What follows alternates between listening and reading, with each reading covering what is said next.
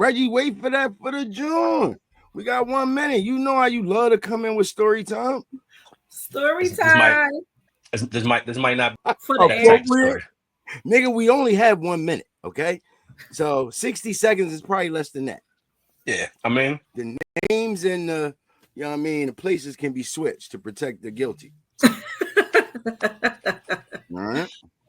definitely some guilty. That's definitely some guilty party. All right, hold up. We about to go in. Hopefully, you're the only guilty party. Welcome back. Welcome back to another episode of TBD, the radio show. I am 1/3 of TBD, your host, James, aka Ralph's favorite on IG, joined by my nearest and dearest, my brother Reggie, aka Bullet, aka Speed and Bullet, aka Mr. Beautiful. You know what I'm saying? I'm just saying. And this week we are joined by another special guest. Belle, she back in the building for a second time. She's graced us with her presence in Women's History Month. So we want to make sure that we celebrate her and all the women. All right. Only the ones that deserve it, though. You know what I'm saying? Let's keep it a bean. All right. Yeah. No woman that voted for Trump can be a part of this. And no deadbeat mothers. Either. No deadbeat moms. No, Ain't they don't get no love. no Zero. love, no love. I mean, but What's a deadbeat mom? uh-oh. Like Okay, besides, because What you mean? because Halle Berry losing Isaiah, she was like crackhead, but she wasn't like a deadbeat mom though. So what's a deadbeat mom? no, Halle Berry definitely wasn't a deadbeat. She was Right. fucked up, but she wasn't a deadbeat. So Right, we she's do trying to have some women that are deadbeats who moms is raising the kids, aunties is raising the kids. Right. I mean, one was just went viral. She left them kids in the house by themselves for like a year. Right. These are people who abandon their children, don't check on their children, don't finance their children, don't educate their children.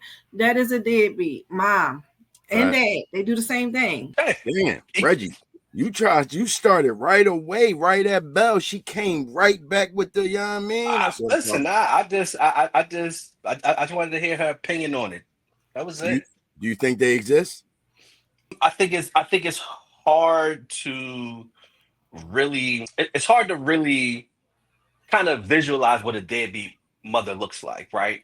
Because it would have to be something very extreme, like a mom not having their kid, right? That's kind of how people kind of view a deadbeat mom, right? Like it has to be something very extreme. But from a man's perspective, it doesn't have to be something extreme. It could be maybe financially not able to provide. It could be the mom. No, it can't be the mom. It can never be the mom. I don't believe so. I don't believe it can ever be the mom. I mean, I think that you have to exhaust all options if you're dealing with a chick that might be, keeping your kid away from you or just making your life difficult. You have to exhaust all options. I don't think that you should just give up and be like, I feel pain. that. Yeah, But so I do think that there are some women that make it hard for men to see their child. So being a bitter baby mom versus like a deadbeat father, I think it's BBMs.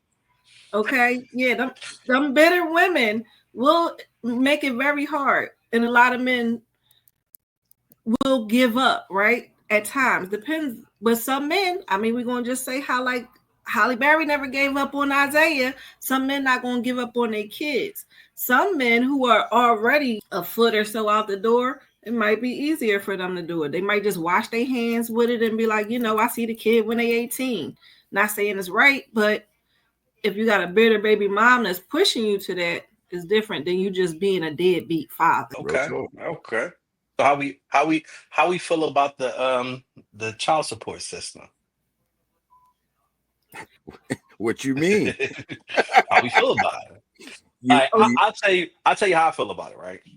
Mm-hmm. Like how I feel about it is I feel like as an individual and as a man, you should you should fulfill your financial responsibility of taking care of a child, right? I think that that should be the most basic thing because it's nothing but a check, right? And it might disrupt your life because if you got $5 and somebody want 350, I mean you're gonna be upset, And I've had some employees come into my office flaming, like, yo, something wrong with my check.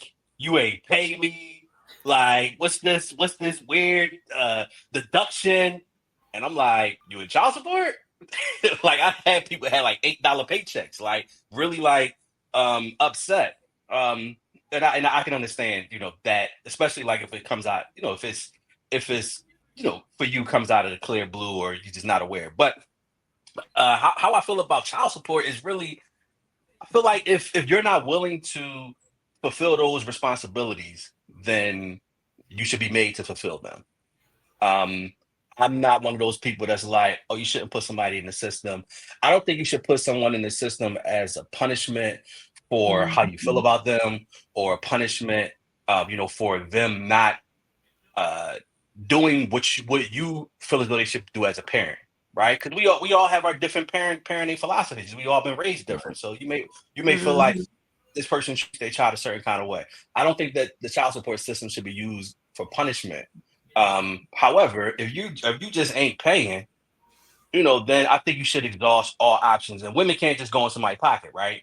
Know what I mean, they can't just rough you up and take it from you. So you got to get it, whatever kind of way you have. And I feel like there should be no judgment in that, you know. Mhm. And I also do feel like, and this is probably controversial or not going to sound right, but when chicks say, Here we go. I'm not going to put somebody in the system, or somebody should, I shouldn't have to make somebody, do something. I mean, yeah, you shouldn't have to, but why should your kid eat cereal for dinner because you want to be prideful Wait a minute. Wait a minute. about Wait a minute. like, I'm Wait being a minute. serious. Like, Wait a why minute. should your kid eat Do cereal for you really dinner? you think they eating cereal for dinner? Hold up. Time out. Time out. So I think the BBMs sometimes make it tough, right? So Mhm. for in that situation where it's tough and boy, like, you know what, I can't deal with it. I'm just gonna have to take it how it is, whatever, right? She go child support because he not breaking off enough check for her. So she go to child support route. Now it's coming out his check, right? I do think I understand it child support for structural reasons, like, and so that it can happen. Because if you leave it up to two parties that don't really see eye to eye on a lot of things, it muddies the water. So because taking care of your child, it also means taking care of the woman that's taking care of your child. It does. All right. So Mhm. it's not a dollar amount placed on the child. Like, you It's a know, household. It's a household. right. Like I need Mhm. clothes. No. Because her well-being has a direct reflection of your child's well-being if she's under. So I mean, it's tough, man. But a lot of men don't understand that part that's on the child support. Those who duck and dodge don't Right. understand that last statement that you said, right? I do agree with Bullet. Oh, I can't believe I said it. I agree with Bullet that it should Wow. not be a punishment, but it should be, you have to financially take care of a kid. You know what I mean? Whether the kid is planned or unplanned, you know what you was doing when you was laying down in that wherever you was at, enjoying yourself. We was taught in middle school the birds and the bees, and so that's the consequence of anyone's actions. So you got to You, be ready to step up. you are right, even though no one is thinking of that in that moment, right? And Right. but it is so true. Whereas as we get older, these type of decisions we are supposed to make a little more intelligently and logically. But Right. when it comes to unfiltered, unadulterated sex, Well, let me let, let, It's let, Mr. let me go Nasty. back. Let me go back to the eating cereal for dinner part, right? Like, Oh, that was crazy. yeah, and I mean, it's something I've been saying for a while because I think it's funny, right? But I think it does reflect on what a household, just as a single parent, what those extras mean, right? And what those extras can do for a child, right? I mean, and I think that if you look at so many people are single parents, either male or female. And when I mean single, I don't mean that you are just the sole provider. I just mean that you're actually single. You ain't got nobody, right? But having another income can be the difference between you living in a better neighborhood, you being able to get your kids involved in different sports, different activities. So that extra to me, it matters. And even if it ain't cereal for dinner, because if she got a bunch of kids, she probably got a bunch of food stamps anyway, or flower power as we call it. But yeah, they eating cereal for dinner, but it might be something else that you can provide comfortably for them that you wouldn't be able to do otherwise. Right. But shout out to all the parents out there. It's not easy being a parent, and you don't realize how difficult it is to be a parent until you have one of your own. I know I did. That is true. Very, very true. The different phases and stages like that you're growing and that your kid is growing and going through, and how to support them the best way to get them through some stuff. Those adolescence years is the hardest to me. It's all hard to me. No, real shit. I So, agree. So I know as tradition, James, I'll always talk about my house buying experience and the latest and the greatest on that. So supposed to go into settlement next Tuesday. However, it looks like it's about to be pushed back because there's an issue with the property. So the issue is this is some nigga shit that some fucking Chinese white people do nigga shit too, right? So the property doesn't have an electrical meter, right?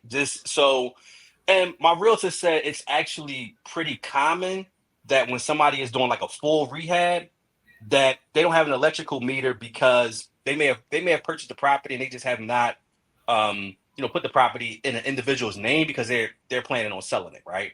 So but they pretty much are still in electricity, right? They're tapped into the Pico line, but there's no meter. So as a function of the loan, I cannot take possession of a property that doesn't have an electrical meter. So now, but you would think, all right, you call up Pico, I need y'all to install this meter.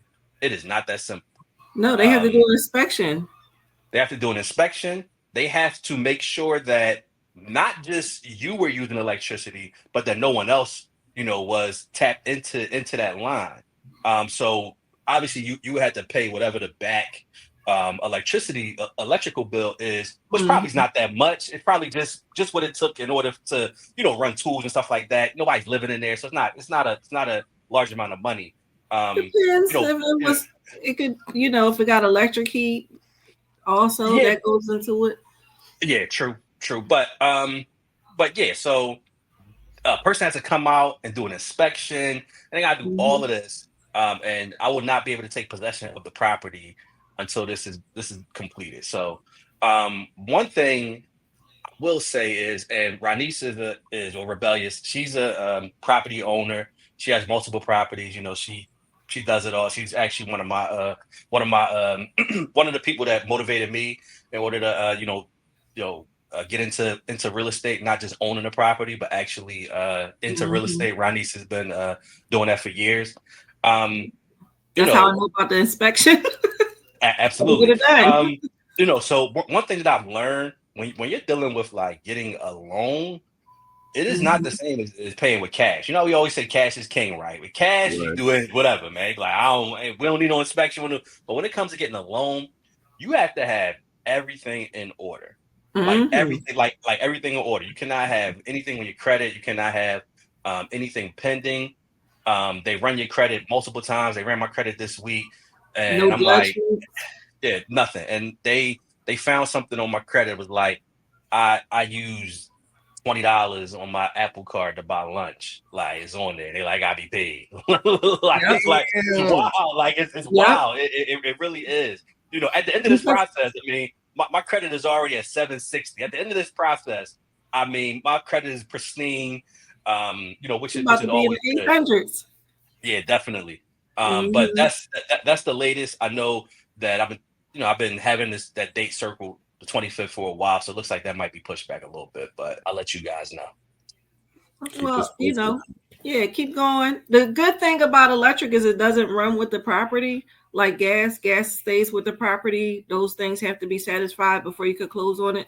Electric just goes with the person. So once you get that inspection done, anything that they see for years down the line, however long this property ain't had no power, that's to the last owner, not to you. Thank you. You're welcome. That's what's up. The more you know. Okay. You know what I'm in the middle of a rehab right now. It's driving me crazy. All right. Dang. Yeah. House number 4. House number 4. That's what's up. Yes. Thank you. Oh, that's right. And from the muscle. From the muscle, yeah.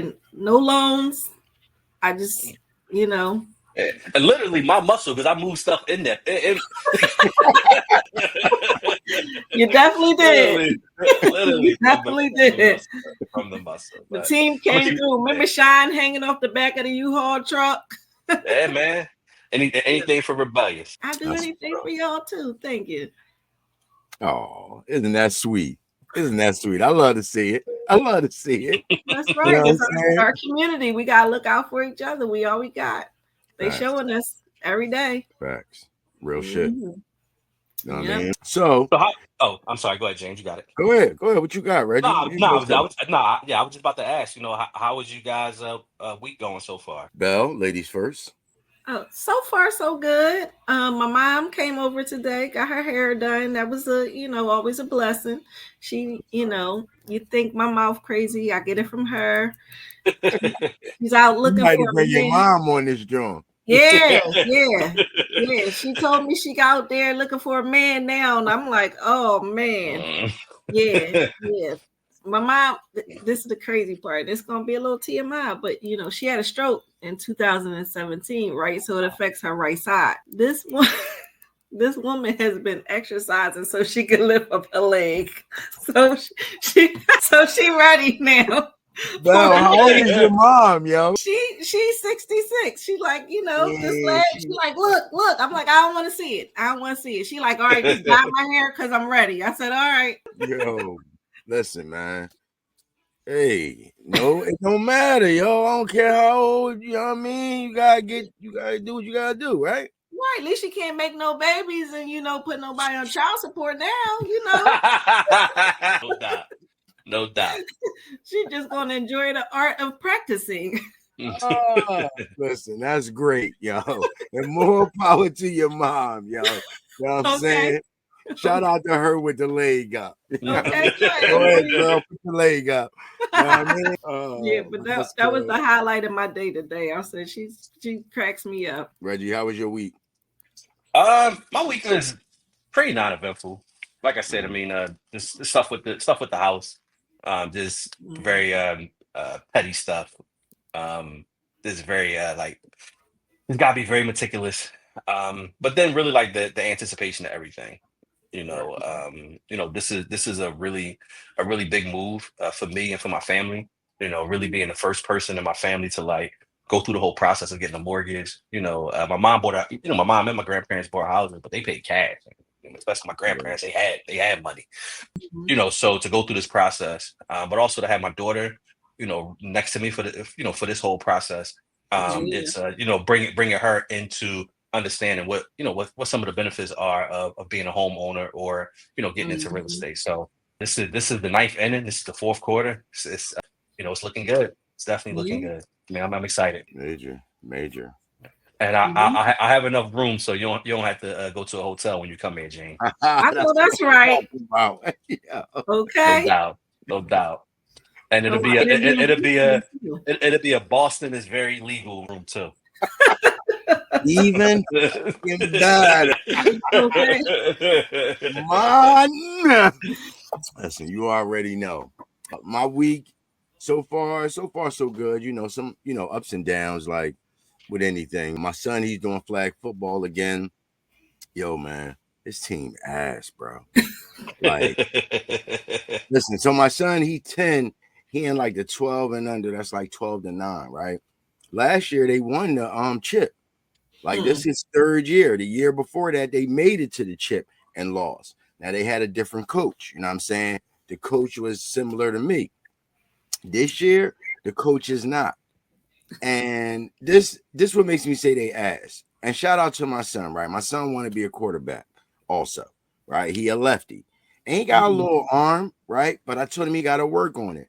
Well, my son is like the second quarterback. You know what I'm saying? We went to the practice yesterday. This other young boy that has no arm at all. He was like, I want to do quarterback too. Coach was like, all right, come on. We just wasted time with doing drills with him. He's not. I'm like, and the quarterback, the coach's son. Oh God, bro, he has too. That's why my son subbing for him and shit. I mean, but because sounds like listen, sound like LeBron James, Stephen A. Smith stuff going on over there. I'm not mad at it, right? Because the team is definitely not the same talent wise. Listen, the first game they got trash. They have the team that they played has a young boy. They call him Seabiscuit. And I was wondering if I should feel some type of way a little bit. Huh? He fast? He big. He's a big black young boy. He's probably an African young boy.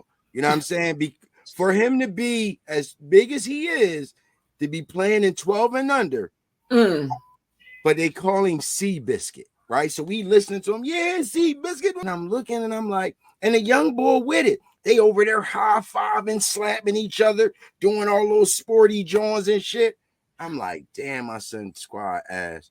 They're gonna be ass this year. So I told my son, I'm like, yo, you Darius Slay, bro. Like when he was good, like you gotta be the leader of the team because you won a championship.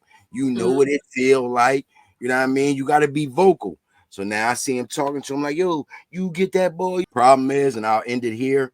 Last year's team, that coach's grandson, that little Negro was like Deion Sanders or Bo Jack. You know what I mean? Fastest young ball on the team. He could throw, he could catch. We would just design plays just for that young boy to score. But we don't have him this year. He literally was holding the team on his back for real. Oh, but listen, shout out to them. You know what I'm saying? The kids are having a good time. It's keeping them active. So I'm all for it. You know what I mean? Man, I'm gonna tell you this. What I think is interesting and cool is like the extracurricular activity that kids have now is just on steroids, man. Like we talk about like the AAUs and even like the flag football, the 7-on-7, like that stuff didn't exist when we was young. Like if you ain't make your neighborhood football team, you was ass out. You know, but you know, they had so many different ways in order to give kids opportunities to showcase their talent. So you know, one of my homies, his son is really good. He plays for Imhotep. He was just he was the pub he was an MVP. Yeah, he's MVP of the pub championship last 2 years. Oh snap. For basketball? Yeah. Yeah, he was MVP the last 2 years. Ryan Smith Jr. Okay. Yeah, but just to kind of see them go through that process of, you know, not just, you know, making your middle school team or your high school team, right, but also having all of these different travel teams that get you to get you competing with other kids throughout the country. It just gives kids more things to do. And give them more opportunity that unfortunately we didn't have. So I mean, shout out to your son. You know, even riding it out with a losing team like that, like fuck this team, but I'm out, man. I'm gonna play Nintendo, man. He's gonna be the star, you know. Yeah, like that's what's up with that. But that you know that teaches you discipline, that teaches you character. You know, like you said, now he's a coach on the field. You know, so that's gonna really, you know, showcase his leadership ability. You know, so all of those things are just great for, you know, for young kids growing up. Yeah. Facts. Now, for me, having a daughter, you know, when she was in ballet, you know, me and her stepdad Keith, we used to joke like, "Yo, how we supposed to get hype about ballet? We supposed to be like, yeah, the nice spin, yeah, you on your tippy toes, like so." You know, although when Madison 2 years ago was playing, she was playing softball. You know, that was pretty cool. She was a catcher. You know, so that was pretty cool. Did she like it? She did. I mean, I think she was more of the kind of like the social aspect of it. Like Okay. she's one of those. She's one of those. Like she could be like a motivational speaker. Like she's one of those. She likes to talk. She likes to hype people up. So that was kind of like her role. Then as a She catcher, get that from her father. she's I was gonna a say little that. bit. Yeah, a Uh-huh. little bit. Don't say A that. little Don't say bit. that to my staff. They get on my nerves today. They get on my nerves today. Boy. My Getting on my daughter nerves. played a sport that's like unconventional for us, Okay. but she was on the crew team. Oh. Okay. So What is that? so you know when you're driving and you look down the Schuylkill River at Boathouse Row and they got those skinny Yeah. boats. Those people are Okay. All right. So Dynera did that. She was in the paper a couple times. Oh. So it like you learn a lot. The regattas, when the regattas The coming regatta. Yeah. So she raced in a regatta and Yeah. learned about like the cowbells. It was just like it was a whole other More level. cowbell. Yes. So like That's what's up. they call them like the power strokes at the end because you want to like conserve your energy. So like That's what she was. you call like Pause. you gotta call your power 10 or power 20, right? So you go hard, your hardest strokes, the hardest ones, because that's going to help you win the race. So wait a minute. We preserve our power strokes, right? Yes, you got to preserve it. So you got a steady rhythm. Finish strong. So when you hear the cowbells going off, you close to the finish line, and now the little captains of the boat, they got to call the power strokes. The little cats. Yeah. So, and they got to have like a deep voice and all that because you got hair. Everybody from the front to the back got to hear you call it out. No high voice boys. No. Deep voice, power, you calling your powers, and then bam. They give it they all, and that's how they win the races.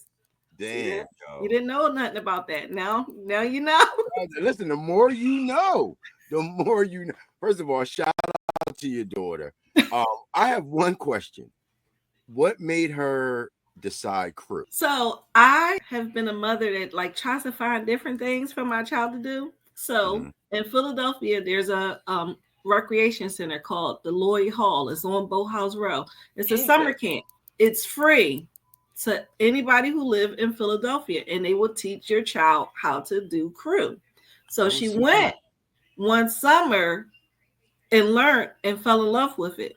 And so because of the high school that she went to, the Baldwin School is one of them hoity-toity nice schools. Yeah, nice school. Like tuition in 10th grade was $33,000 a year. People was like, no, that's not true. I'm like, yes, it is. Yes, it is true. I believe that. You like the Baldwin School. The Baldwin School, yes. Out the main line. So they have crew there. So that's dope. First of all, when you said she chose crew, I knew that shit wasn't in the city. Not even as an additional program. Right. Because those boats cost a lot of money. That's why. And then it's funny because she goes to Hampton University now, right? So Hampton is on the water, right? She chose that because of the high school she went to. She said, I want to be around, my people for a little bit. So they didn't have crew. So she was going to start a crew program there, and the former president was with it. But then COVID came. And after COVID, was a lot of declining financial things. So now she's sailing. So, Damn. Yeah. Okay. Up, yo. Shout out to Dynera. Shout out. Go there. Go ahead, Nera. I know that's right, y'all. Shout out to Nera. You know what I'm saying? I need to go sailing.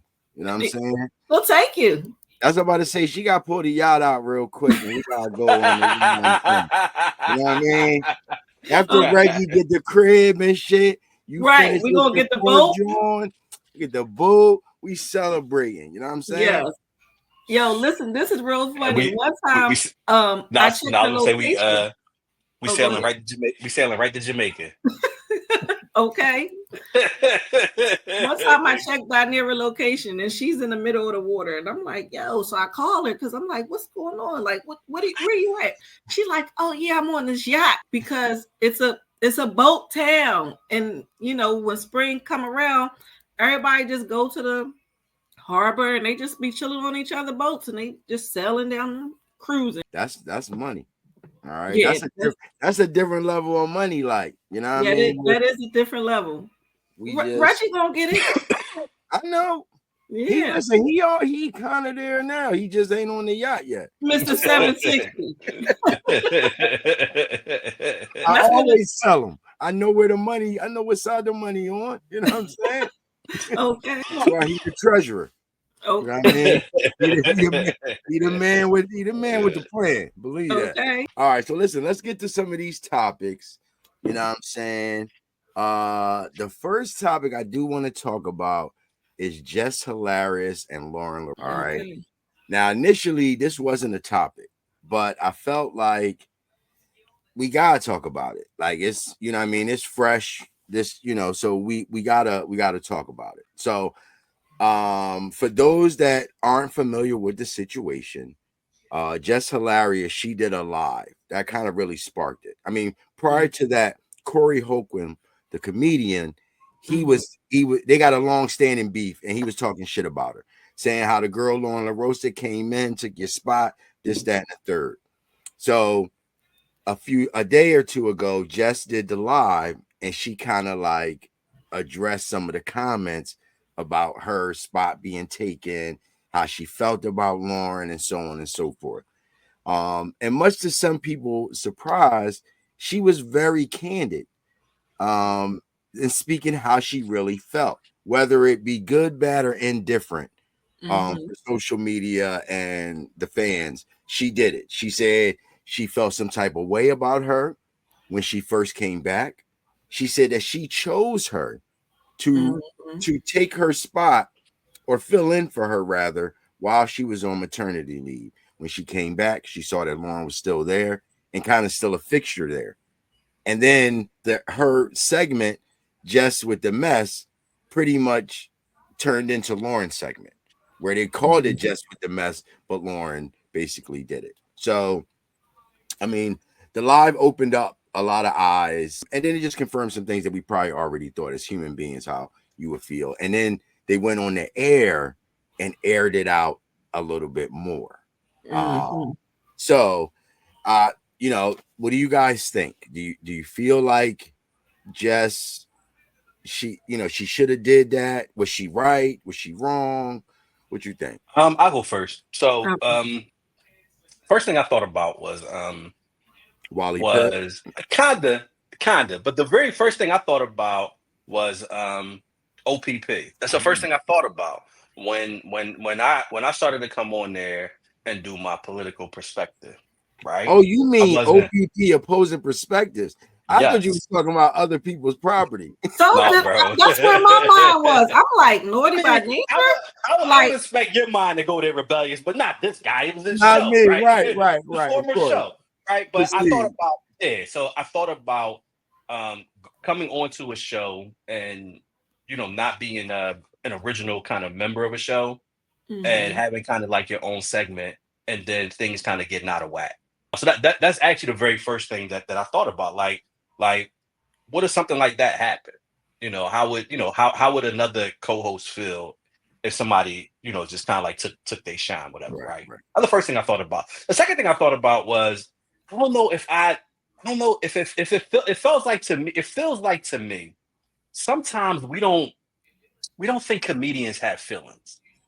And I thought about Jess yeah, because she laughs, she jokes, and shout out to her social media. Right. Definitely shout out to her social media. But like I said, I was thinking like, yo, and she kind of tough. Yeah, like, you know so for her to be so emotional, it was very shocking. Right? It was very shocking to me because I really didn't. I'm not that tuned into the Breakfast Club, right? Right. But but just what I know about her, I did not expect her to be that emotional, right? And some of the things that she was talking about, what wasn't specific, To Lauren, it was specific to the Breakfast Club as a whole. Right. So like she, I think it became like a Jess versus Lauren thing, but like a lot of her issue was, how the other two hosts, Envy and Charlemagne, behaved towards her. She didn't feel like they were supporting her. Right. And what I thought was interesting is, that she brought Lauren on. And she kept saying that, but not like not in an arrogant way. She kept saying it like I understand that, this woman that I brought on is ultra super talented. However, if this is my role, then we need to create something different. You can't have two people kind of doing the similar thing, and it's like Jess was doing like the mess, right? She doing like the messy stuff, right? Right. And then Lauren was doing more of like the what you would Journalistic. consider like what you would consider like as being a reporter or a journalist. And can definitely understand how she felt, right? I definitely can understand how she felt, especially considering what she had to go through in order to get that spot, right? That spot wasn't just given to her. She earned that. She earned that, and the Breakfast Club is a very popular, a very Yeah. popular show. Absolutely very popular show. It took a lot. It took a lot to get in there.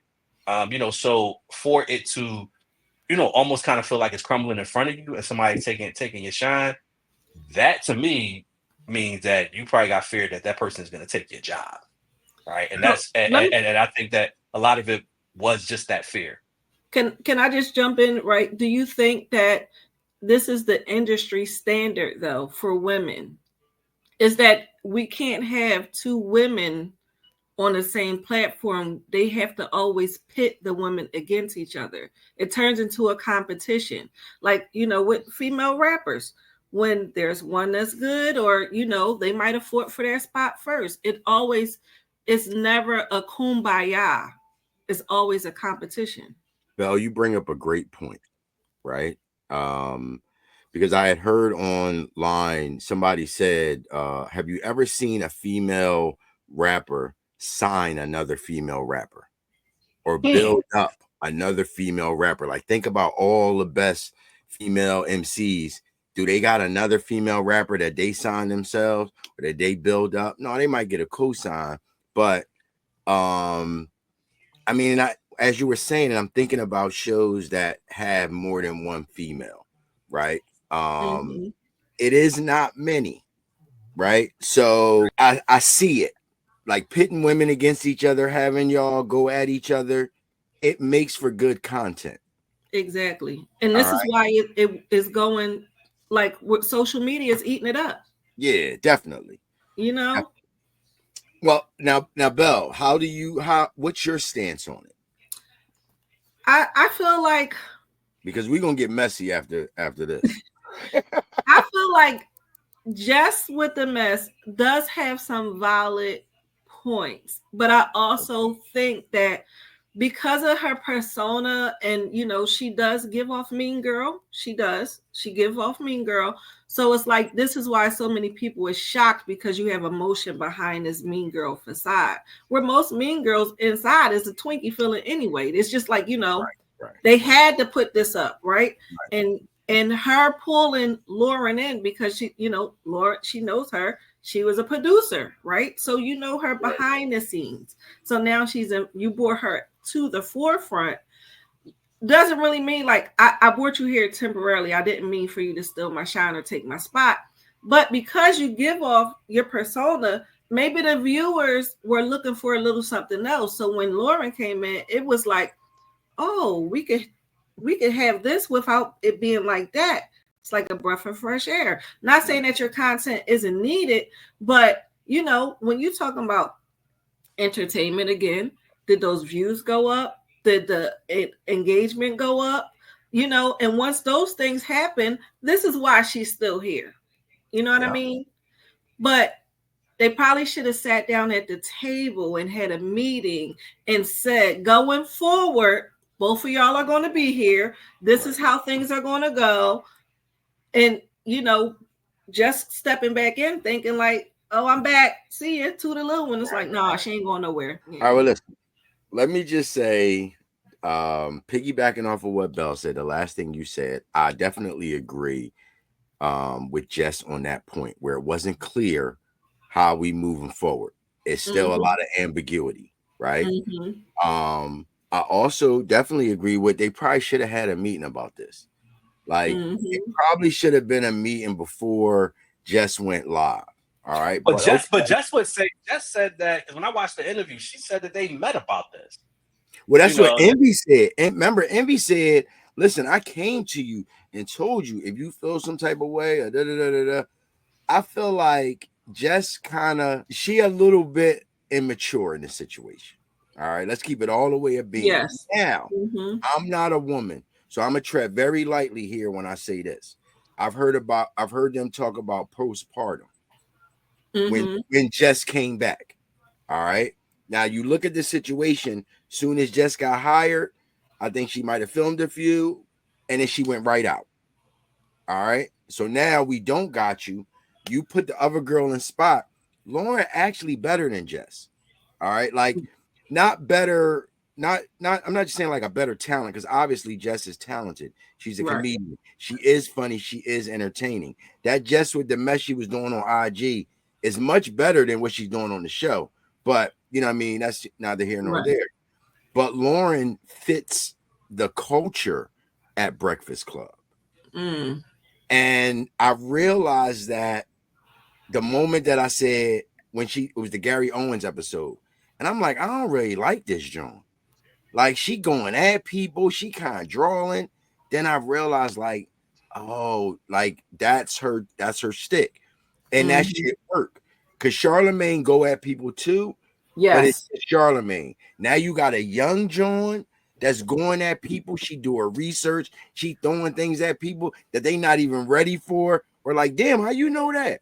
Like Mm-hmm. me, she just seems like she fits that culture better than Jess. So, like, unfortunately, Jess definitely got Wally pipped, yo. And at this point, she might as well be out. Like when the contract negotiations come up, we not it's a wrap. paying because Lauren is not only an on-air personality, but she also Mm-hmm. do segments. Baby Right. girl, you can't do that, and we love you. And Charlemagne was the one that brought you on. But yo, go get a podcast. Go listen. Go see Joe. See if Joe will put you on a recurring joint or something. Like, cause she got too much of a fan base to let like. Cause I really feel like Corey Holcomb, he sparked a lot of this with the Mm-hmm. Joe.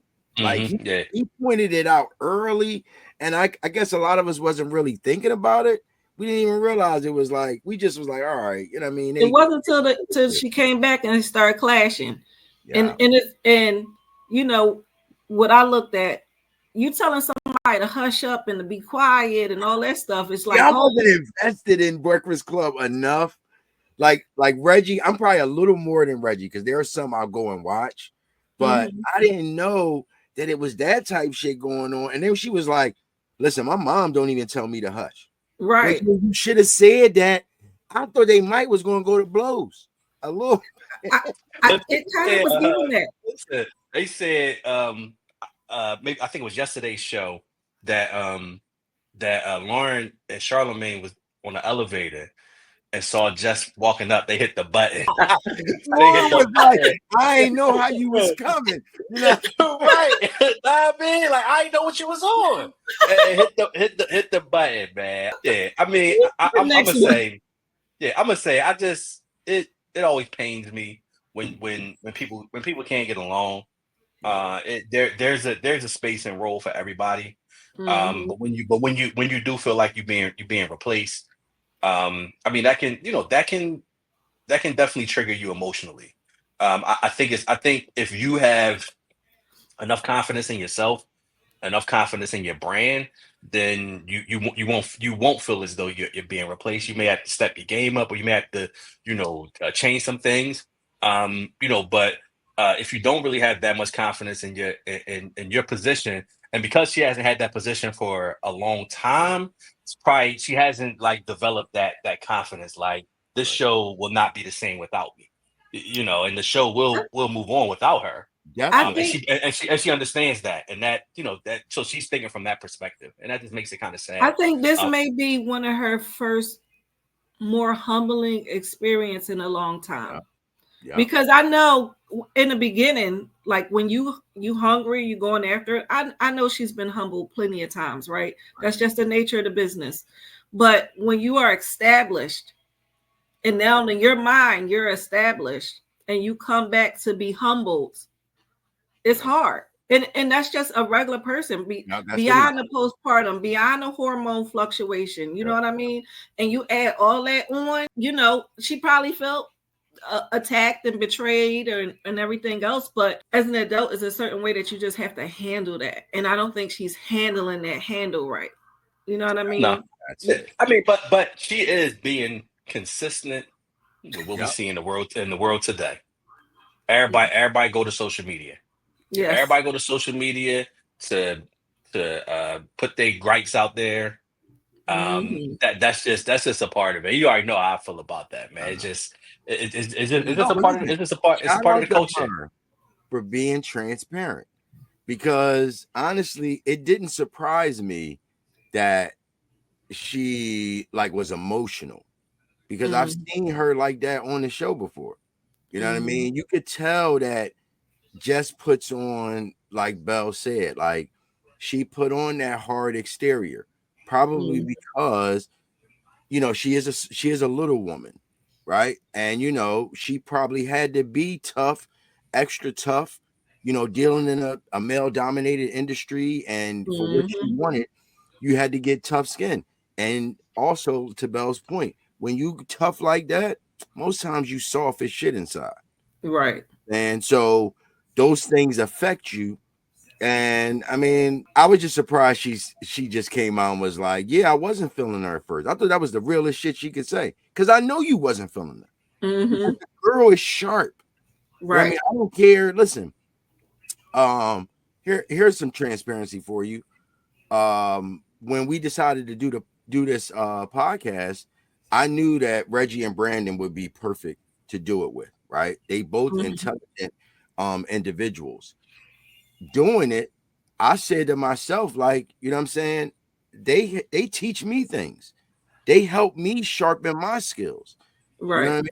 Like, I don't feel threatened by no man, but at the same token, I can understand when I can learn from somebody. You know what I mean? I want people that are as smart or smarter than me to be around, because they only gonna make me better. Right, because iron sharpens iron. Facts. But I think it's different for men. But we can ask B when he come back, because I done took his spot. Isn't that crazy? I'm so glad you said that. So first of all, we never addressed, our third member, B exclamation point. Shout out to him. He out there handling his business. You know what I'm saying? I'm gonna hold it down for you while you ain't here. Shout out to Belle, the other B. You know what I'm saying? The big B. You know what I mean? Now get it right. You know what I'm saying? And I always said, like, niggas is sides, man. Niggas coleslaw out this joint. You know what I mean? So if they don't watch it, they could be replaced, man. Okay. Reggie ain't never miss an app yet, I don't think. Even when he was supposed to, he popped right in like, yo. I know that's right. That's that dedication right there. Yeah. Shout out to B, though. That's my guy. Shout out to B, man. Okay. Hey, B. You already. Now, another thing that has been in the news and pop culture is Usher. Now, I don't know if y'all saw this or not, but if you following us on IG, you definitely saw it, because we made a reel about it and we posted it. All right. Usher's song Nice and Slow, right? It's 7 o'clock, and not even deep into it. We talking about the very beginning. Right. The part that if I put a gun to your head, you're gonna be like, I'm not dying, because I know the answer, right? It's 7 o'clock on the dot. I'm in my drop top. Reggie, who's in the street? Who's in the streets? No.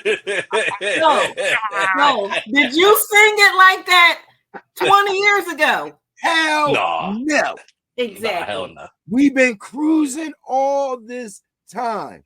It just makes sense. A video popped Well, up. however, However, who's in the street makes sense too. Like who's in the I'm street? gonna tell you why. So I can get. But he had a little shorty that was already waiting for him. There you go. Like right after. But we know how Usher get down though.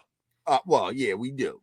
After Who's in the Streets, I got a pretty little that's waiting for me. Right. And she got to pull that little thing Wait. She's waiting. She's waiting means that she's probably at home. Right. He needs to know who's in the streets, because I'm in the streets. Nah, who in the streets with me? I'm sticking to Cruise in the Street. I'm pretty sure that if we looked at some old Shazam, right? Because you know Shazam had everything. That would be Cruise in the Streets. And Maybe the album insert, they used to have the lyrics. That's what we need. You know they don't got it. We're gonna have it. All I'm trying to figure out is how did Usher go and fuck up the internet real quick and change it to Who's in the Street? Because I went right to YouTube. Me Who's too. In the street? What the fuck? Hold up. I went to Apple Music. Who's in the streets? I'm like, what? That shit kind of messed my day up a little bit. Like, it messed my focus up. When B, I think B was the one that texted us this. When he texted us, I stopped for a second, did that, right? And then was like, what the fuck? Then I'm like, oh shit. I sent it to my wife. I'm like, then I sent it to a couple of my colleagues, right? The Black John and the Spanish John. They was like, put it in the group chat in our work group chat, the Teams chat. I was like, no. Some of them not even going to know what the song is. You know what I'm saying? But yeah, Usher, nigga, you playing in our face. Usher definitely is, because I went to YouTube and I put up the lyrics, you know, from years and years ago. Is all Cruise in the Streets.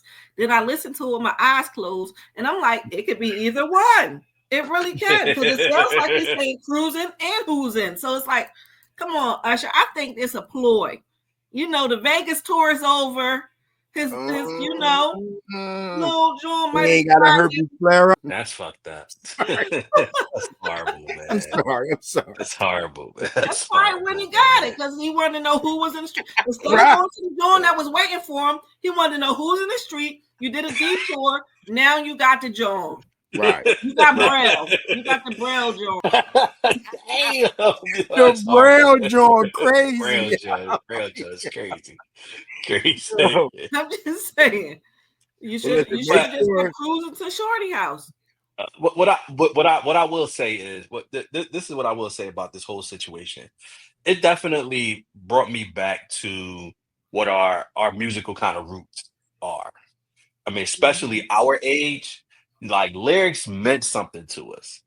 You know, that's the reason why it resonated with so many people, is because, you know, we remember having a tape, rewinding it.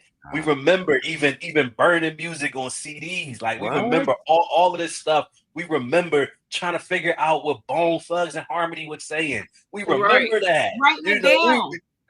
We remember trying to figure out what Das Effects was saying. Wait a minute, hold up. What did Busy say about his Uncle Charles? What, he missed what? I miss my Uncle Charles. My Uncle Charles, y'all. Yes, like we and this was before we had the internet. You know, we had the insert. We had the inserts, or if the lyrics wasn't there, you just sang it. You just sang it. If you had the bootlegs, you didn't have an insert. You definitely didn't have it. So you gotta think. A lot of us had the bootlegs, and the back was blank. Blank. So you, with our pen and paper, like, wait a minute, rewind it. Did y'all hear that? Like, you know, we wasn't privileged. Right. But like I said, that it really resonated with our generation, because it's something that we really hold dear, is lyrics. And I'm definitely not a get off my lawn old head. I mean, I sent James something this week, King Von song this week. I mean, I'm not a get off my lawn old head. However, I do know that not yet. Not not till we get yet. this Yeah, new not yet. house. I was just about to say that, Bell, because he's gonna be like that. Like, yo, why He yeah? got no Hold law on. right now. Wait till that law come, Mr. 760. You already know.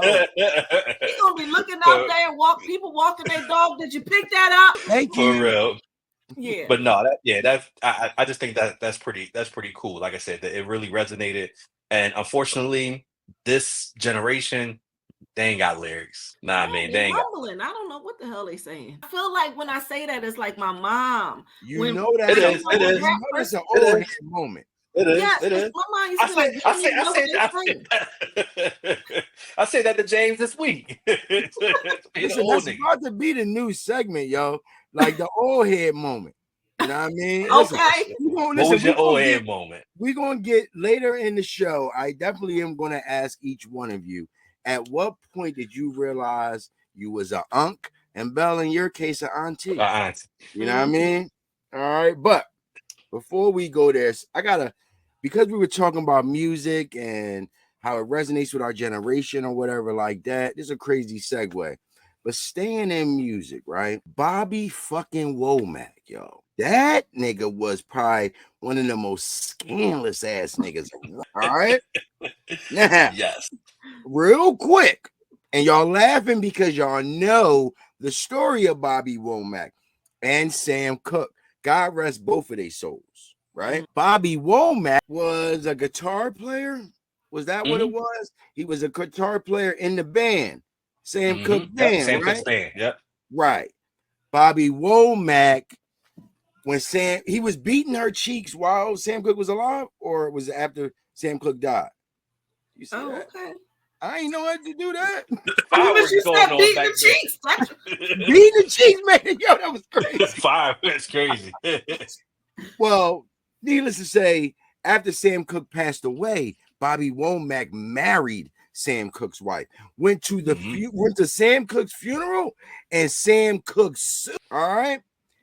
Here's what I don't know if everybody knows this. Sam Cooke brothers beat the living daylights out of Bobby Womack. Almost killed him. All right. And Bobby Womack got brothers because he got a scandalous ass brother too. You know what I mean? That's probably where he learned it from. Right. Bobby Womack not only married Sam Cooke's wife, but he was beating her cheeks and the daughter's cheeks, the stepdaughter. I also heard that Sam Cooke was on some young John shit. I don't know how true that is. Mark Lamont Hill brought that up on podcast. But yeah, do we want a Bobby Womack biopic? Man, crazy. I think that would be crazy. We need Put it all out there. Put it on the floor. Yeah, we need it. Apparently, Bobby was.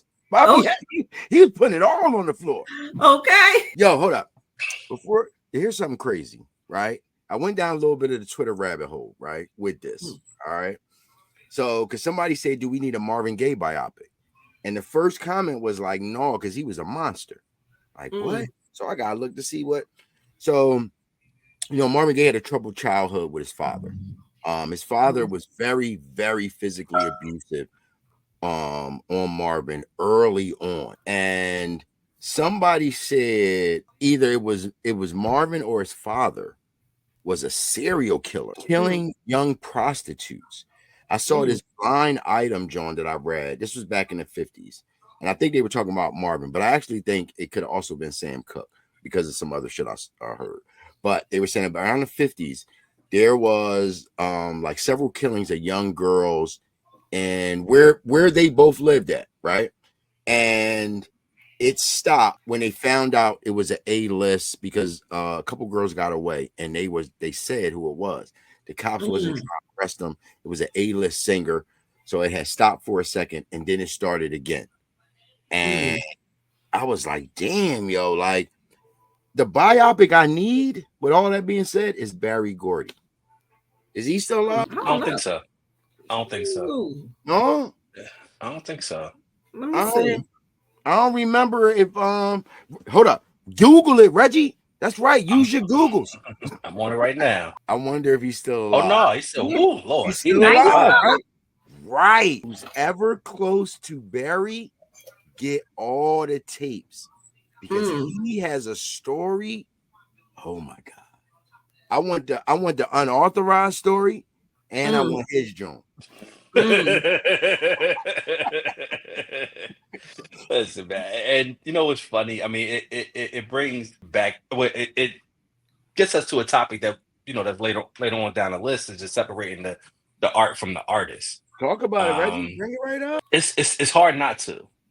It's hard not to, and that's the reason why I don't want the biop. I don't. It's been buried for so long. I don't really, because I like You I wanna like know? I don't want to know. Yeah, I don't want to know. Like I think Marvin Gaye to me is the greatest singer of all time. Right. I mean, so I don't need anything. And he started talking about Trouble Man and Inner City Blues and Make Me Want to Holler. Like, I mean, But and what you that meant know to what that that meant to the culture. You know the Like, place that comes from, Reggie. To put out absolutely. music like that with those types of lyrics, you know that comes from a troubled soul. Absolutely. You know what I Absolutely. mean? On top of Absolutely. everything that was going on socially, you know what I'm Yeah. saying? I don't know, man. I mean, I'm messy, so yeah, I want it. You know what I'm saying? So But you still rocking you still rocking R. Kelly, right? chill, hold up. It's a question. I'm asking a question. It's not like I just automatically go throw on happy people when I'm happy or nothing like that. I mean, But you ain't pulling up the TP2.com. You ain't searching that listen, joint, pulling it up. if I'm somewhere in Ignition remix come on, I'm not mad. I'm not be like, yo, turn that shit off. You know what I'm saying? Or if Bill Cosby special come on, or the Cosby show, I'm not like, yo, turn that shit off. Me personally, and I'm a little messed up, right? Because I can, or at least conveniently, separate the artist from the art. But will Okay. you listen to P. Diddy? Or it's too new? Listen to Hold on, Diddy, or it's listen. too new? I'm good on all bad. I don't care if they find Diddy the most horrendous shit in the world. I'm still listening to Big. I'm still banging all that shit. You know what I mean? I mean, I'm not a Diddy fan. yeah, I Listen, think that's the difference. Is like Diddy got a couple like little good features on other people's songs, but Diddy is not really the artist. He tried to step into the artist's shoes where like R. Kelly is the artist. You know what I mean? He got bangers for days. Even like, did y'all get into the residuals challenge that he did over the phone? Yeah. Where's his money?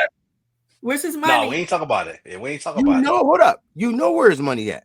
He never get none of that. Well, hey, in the residuals, he was dropping that tea. The victims, that's where the money is at. That's where at least that's what I have to assume. I have to assume that any money that he is owed for any residuals is still paying out legal fees, restitution, and victims. I don't know how much money that is, but I don't know either, because I think some of them victims not victims. Don't start victim shaming, Belle. No, I'm not victim I'm shaming. I'm glad it's you and not us. Go ahead. Okay, what I'm saying is, Them hoes being hoes. or the victims like, whoa. R. Kelly victims are young bucks. Chill on the hoes be hoes. I mean, young hoes going to young hoe, I guess, but they be hoeing at different ages. But is the victim who is the first to blame, right? I'm not going to drop my minor child off at a hotel to do an audition for anybody, or a grown man, and leave my minor child there for a few weeks. How long does it take? Right, how long does it take to sing a song? So listen, I was going to ask you, I was going to say, Belle, what about if it was back then, right? Like R. Kelly at the height of his career or whatever. You are a different type of woman, right? I expect you to understand sexual predators and things like that, even back then, where you definitely, like, I wouldn't drop my daughter off. I mean, I would stay there. If my daughter had an opportunity, right, then I gotta stay, kind of like Lotto with his dad on the show, you know what I'm saying? Whatever. But I got a question. So, at what year did it become unacceptable for old niggas to mess with young chicks?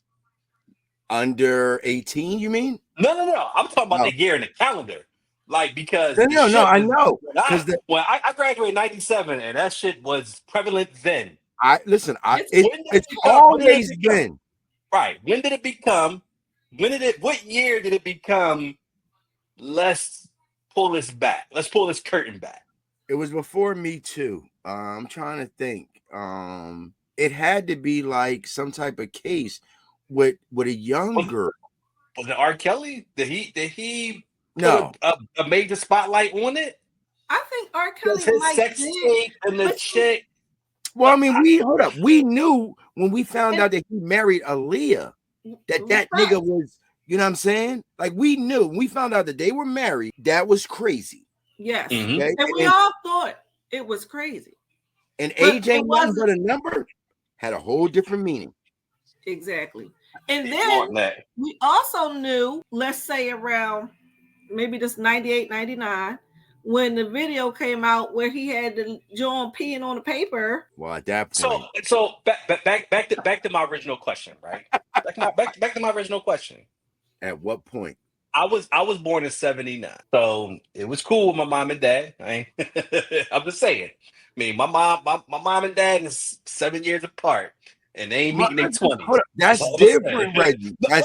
No, that's what Go I'm ahead. asking. I'm asking, like, at what point did it become? Now, I feel like now, as I an know when. enlightened adult, I'm like, that's crazy.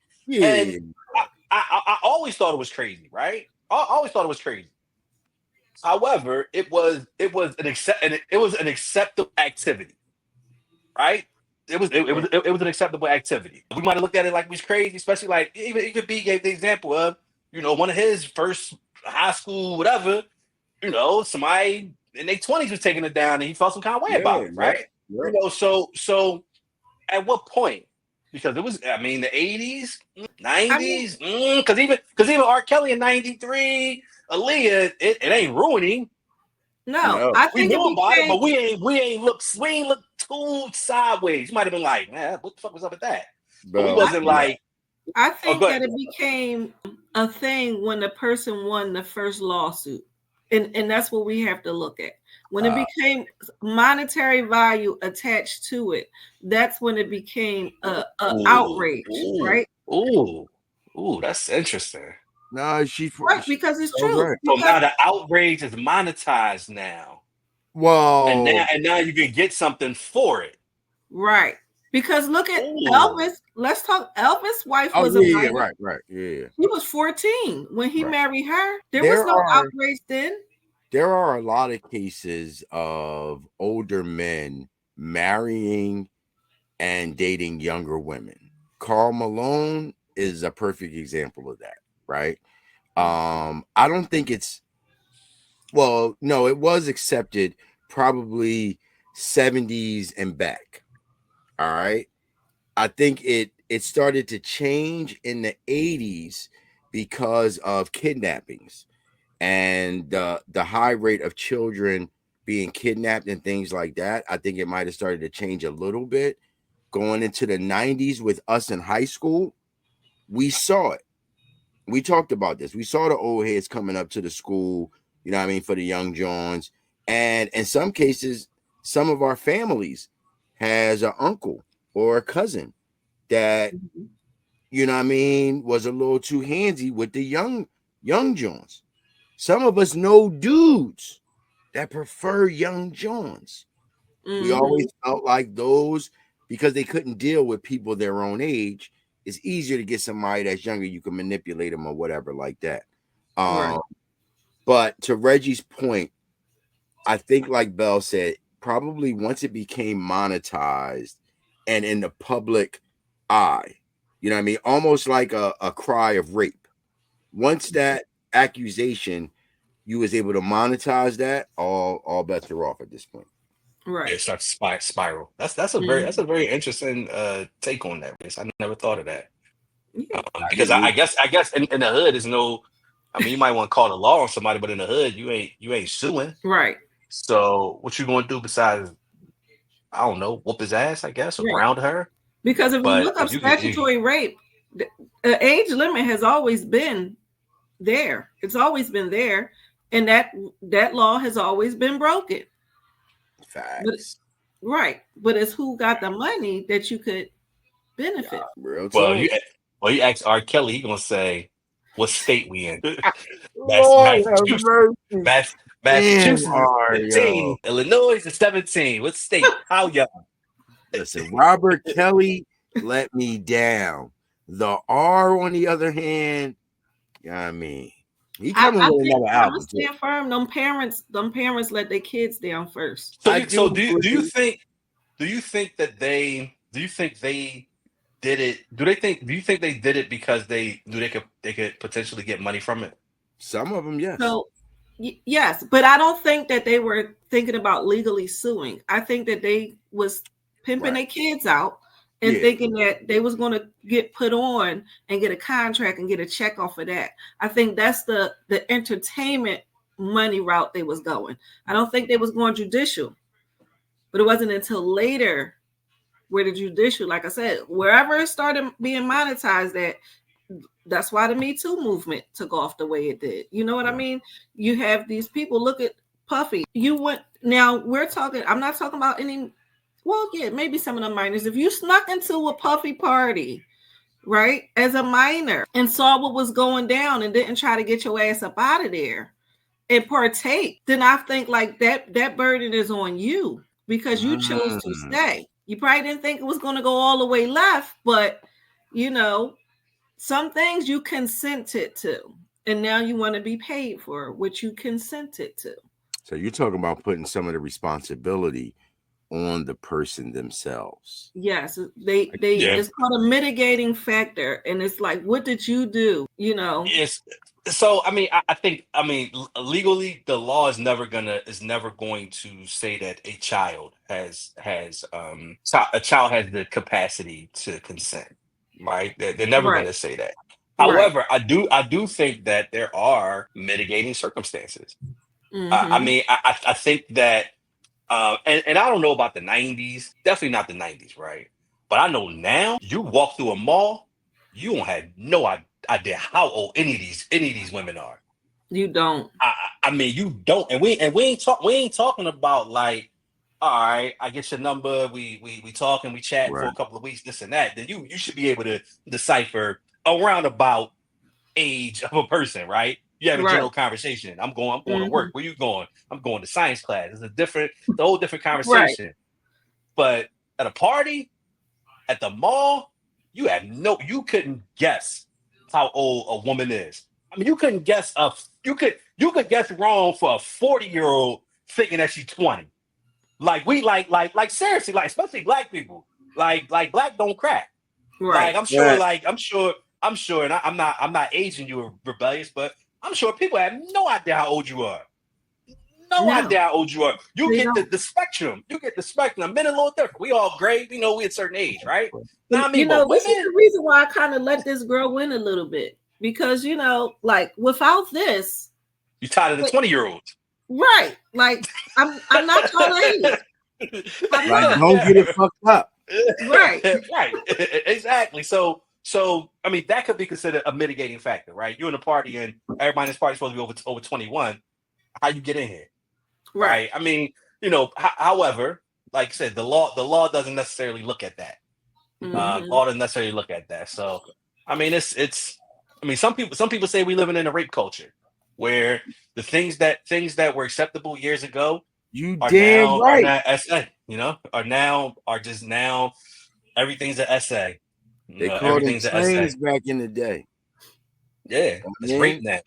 that That's wait a rape. minute, that was rape then to some Right. degree. It was gang rape. You know If what I it was mean? if it was forced, it was rape, right? But what if No, it you're was right, right, right. Yeah. exactly? Right. I mean, typically after the But second or third boy, it probably was forced. You know what I mean? I've never been a part of that. You know what I'm saying? praise I'm the not Lord. Me either. Thank Praise God. the yeah. Lord. I mean, I know that went down. You know what I'm saying? Mm-hmm.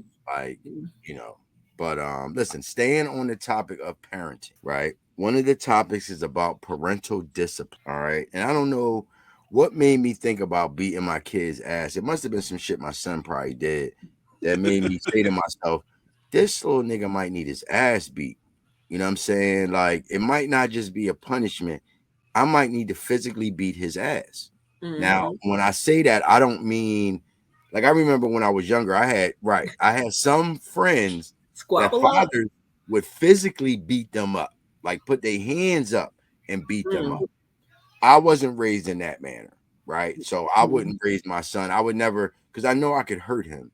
You know what I'm Right. saying? So I would never do that to him. So, you know, I'm not with that. But I was thinking of effective ways to kind of get the point across to get through to him for him to understand. So my son is a little flip and he a little, you know, quick with the tongue. You know what I'm saying? In our day, we called it talking back.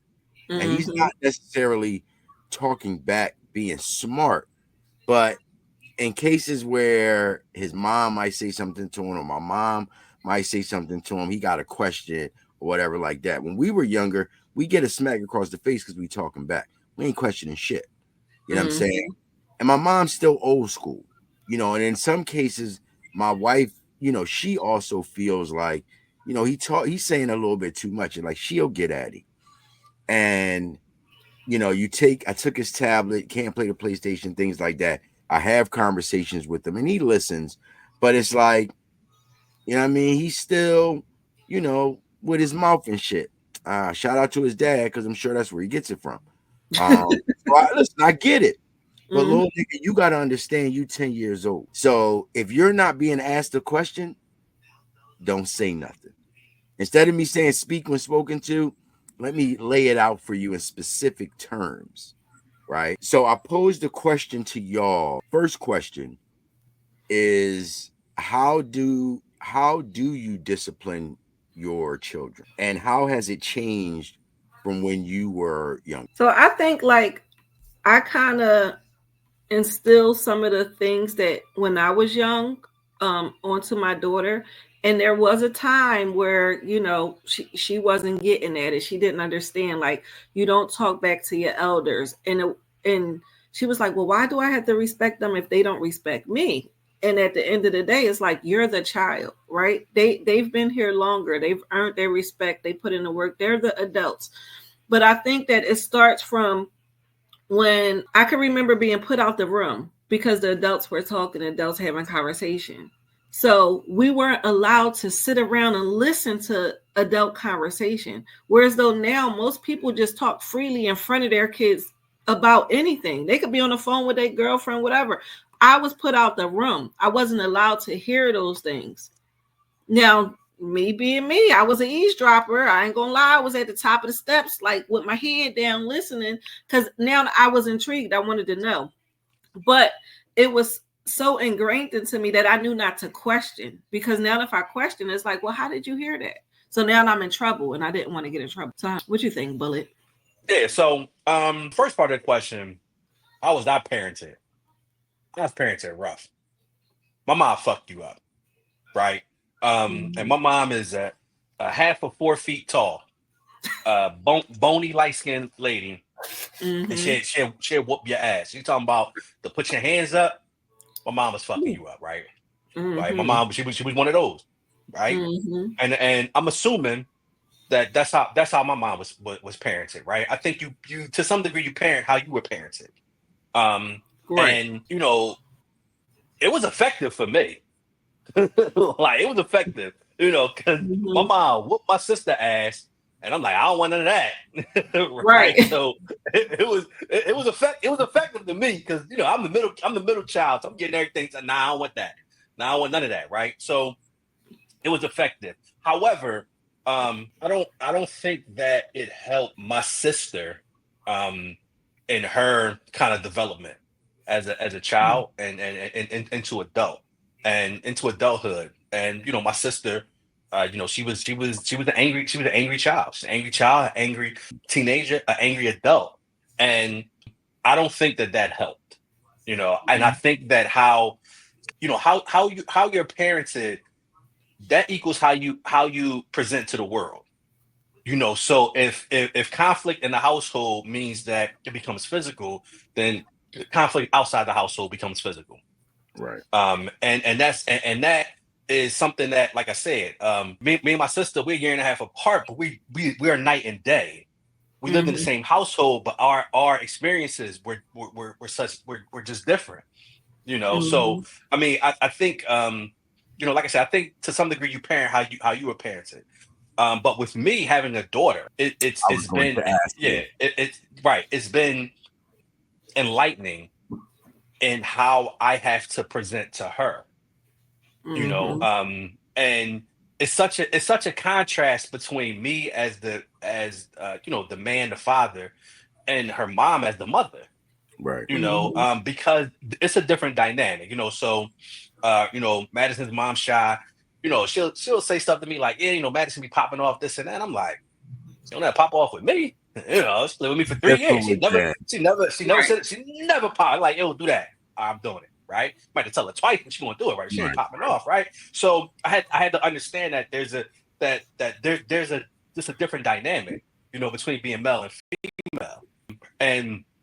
And for me being a man, I can't imagine, hitting my female I was going child. to ask you, did you ever Right. beat your daughter? I've never beat her. Now, Did I you don't even pop think her? I've ever popped her. I popped my daughter one time. Yeah. Did your heart break? It fucked me up Mhm. because it was a natural reaction. And I'll be honest with you, she said something flipped out her mouth. And I came right across her face. And it shocked the fuck out of her. And my daughter, she a crier. So she instantly cried and it crushed me. But I had to walk away. Like, I couldn't let her see that was about to fuck me up. But I walked away, came back and apologized and shit like that. You already know. So I did want to ask you, Reggie, as far as disciplining your daughter, to what's the extreme or like the go-to, like the go-to. I mean, I think that for me, I've had to get extremely creative. Extremely creative. And I think that the knee-jerk reaction is to take away the electronics, right? That's a knee-jerk reaction, right? But my daughter is slightly different because my daughter is I take away the electronics, she goes on a bookshelf and get a book. Right, like fuck you. I don't need the phone. Like I don't need a PlayStation. I'll go. She enjoyably would be like, I'll just sit in my room and read a book. Right. So I've had to now turn punishments into life lessons. And the way I do that is I wait until she asks for something. I wait until a request comes. And then I say, remember that? So now it has more of an effect than replacing one mode of entertainment with another. So, for example, she want to go somewhere with her friends. Okay, what's your room look like? You understand what I'm saying? So I've had to, but I think that you as a parent, you have to parent, right? Like you actually have to parent, and that means that you have to kind of be in it. You got to be an active parent. You got to actively parent. You can't just let this shit happen. Somebody told me, and I've heard this a lot, that they don't go through their child's belongings. I do. I go through my kid's phone. So I pay a bill. Pay the bill. I did that in college. Now what I don't do, I don't go into her stuff behind her back. Right. I go into her stuff in front of her face. Right. Right. Like I don't do nothing in secret, nothing in private. No, we gonna talk about this. But that's a part of being like an active parent. And I think a lot of times people, they either don't want to parent or they don't have the tools to parent. And in today's world, with how complicated kids are and how complicated the world is, like Rebellious was talking about, those moments where you were put out of the room, right? Those moments where you were sent upstairs, right? And grown folks' business, right? Which a lot of times, a lot of these new school parents, they will mix their kids children business with grown folk business, right? Yeah. They just will, they'll have certain conversations in front of kids, and then Yeah. they wonder why their kids have certain kind of responses Right. because you are kind of putting them on equal footing. So Mhm. just being a parent means you really have to kind of change with the times. And Sure. I know one thing, and I'm gonna leave it at this. I can get long-winded about this. I really feel passionate about this. This is one of the first things I talked about on my podcast 2 years ago. You have to make sure that that violence, in my opinion, has never been an effective way to stop people from doing anything, right? Because when my mom, whooped my ass, you know what I did? I didn't not do it. I just tried not to get caught again. What You know true? what I'm saying? So I mean, and if you look at what I consider like leftover slave shit, right? How do you keep a slave in line? You beat them, right?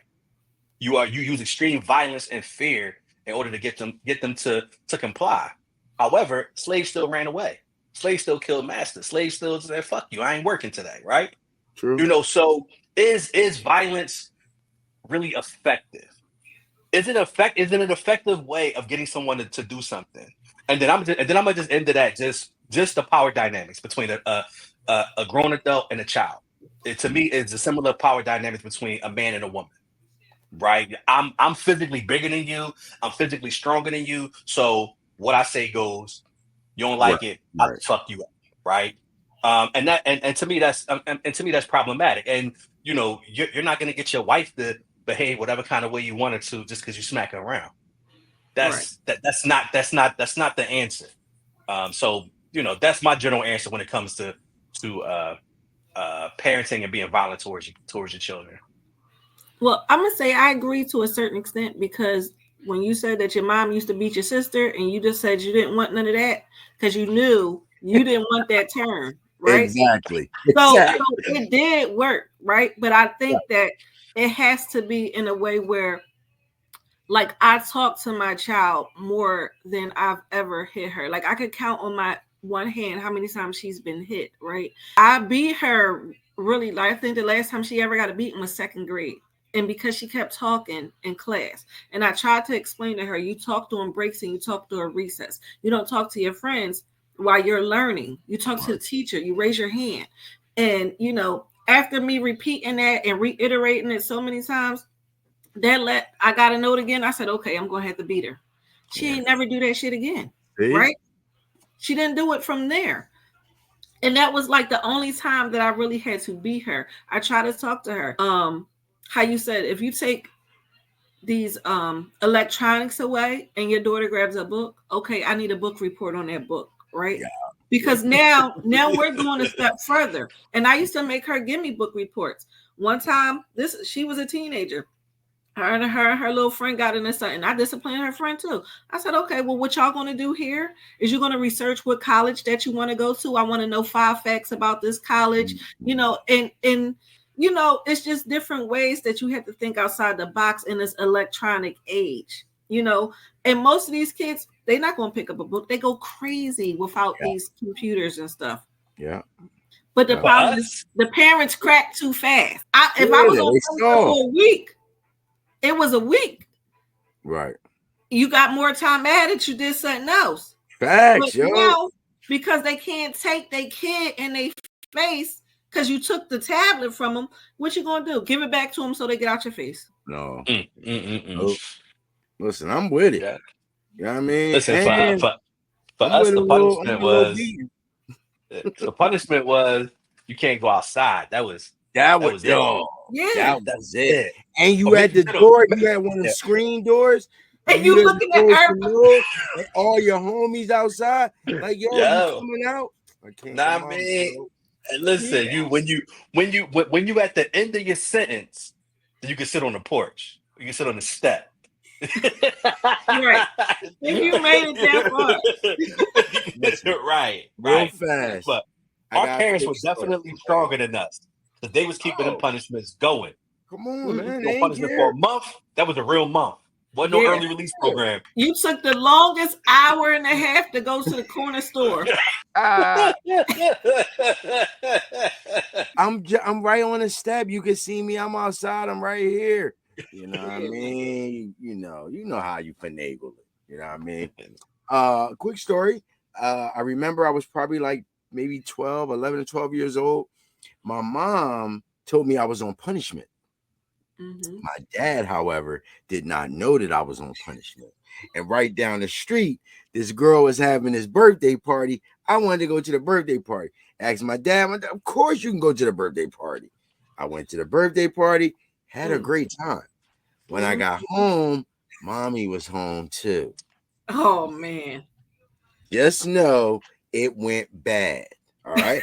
One more quick story for you. The worst beating I ever had in my life. I was playing with fire, burning up napkins and shit. My dad came home, him and his co-worker, Mr. Sonny, God rest both of their souls. They came home and was like, and Mr. Sonny was like, I smell something burning. Was y'all cooking or something?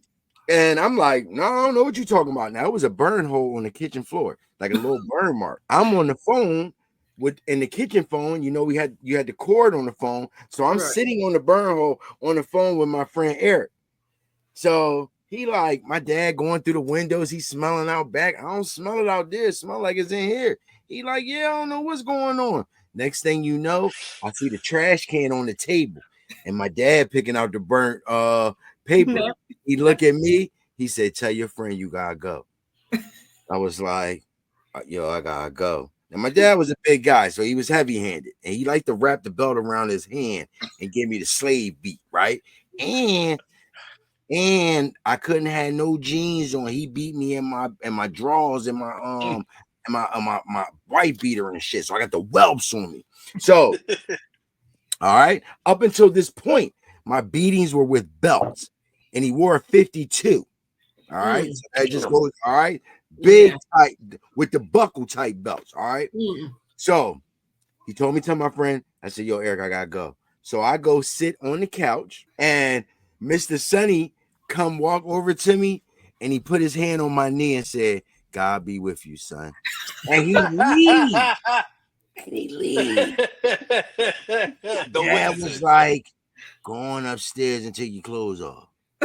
I'm like, oh my God. My dad got the ColecoVision extension cord. It was the thin joint. He beat my ass all the way around my room. When he was done, my dad was the type of be like, did not tell you to all right.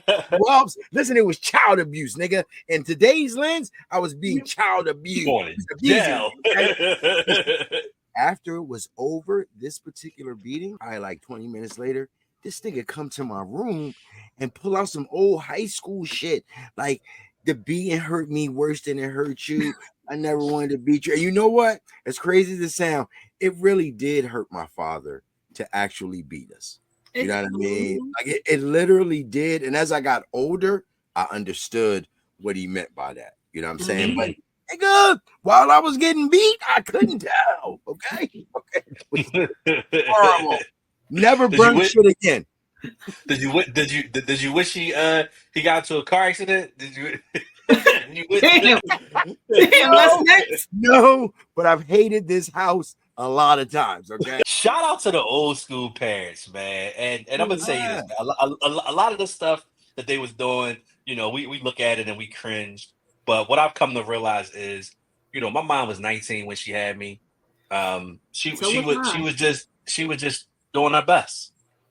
Yeah. You know, she was trying to make it work. And I think I didn't really understand that, especially like growing up rough and moving a lot and, you know, not having no money. And, you know, I asked my mom one day, we driving, and I'm like, Mom, like, I don't have any childhood friends because I moved so much. Like, I moved every year and I moved far. Like, I moved from Philly to Jersey. Like, I moved far. So I don't have any childhood friends. Like, my earliest friends was like 14 because it wasn't no Facebook. I wasn't able to like reconnect with people. Link with people. You might forget your names. Yeah. So I asked my mom, I'm like, Mom, what was going on? And my mom, she just looked at me and she was like, I was just trying to make it work. And I understood it. You know, I understood it from a parent's perspective, man, that, we all are decent parents, but we do. I mean, we know that if we would have made a couple of wrong decisions, or maybe even dealt with a couple of Yeah. wrong people, life could aspire. It don't take much for life to spiral, right? Right. And like I said, my mom was just like, I was just trying to make it work, and like it hit me, man, that it ain't no rule book. They ain't giving you they're not giving Nope. you no book in the hospital. Like this how you raise your kid. Like Mm-hmm. you just try to do your best. And yeah, my mom was rough on us, but she just wanted us to be better. Yeah. Ultimately, she wasn't trying to be abusive. She just wanted what was best for us. And that's I and mean, look that's how we that's how turned she out. was parenting. Absolutely, Yeah. So, absolutely. you know what I mean? That just validates the old school teachings and discipline. You know what I mean? And listen, you have to know your child. All right. Yes. And That too. it sounds like our parents, our three parents, knew their children. They Mm-hmm. knew Mhm. what was going to be effective to get through Yes. to us. And in the same manner, the way we parent our kids. We know our kids. You know what Yes. I'm saying? So Mhm. I think we Absolutely. turned out pretty good. You know what I mean? For the I think most part. For the most part, I'm good. All right.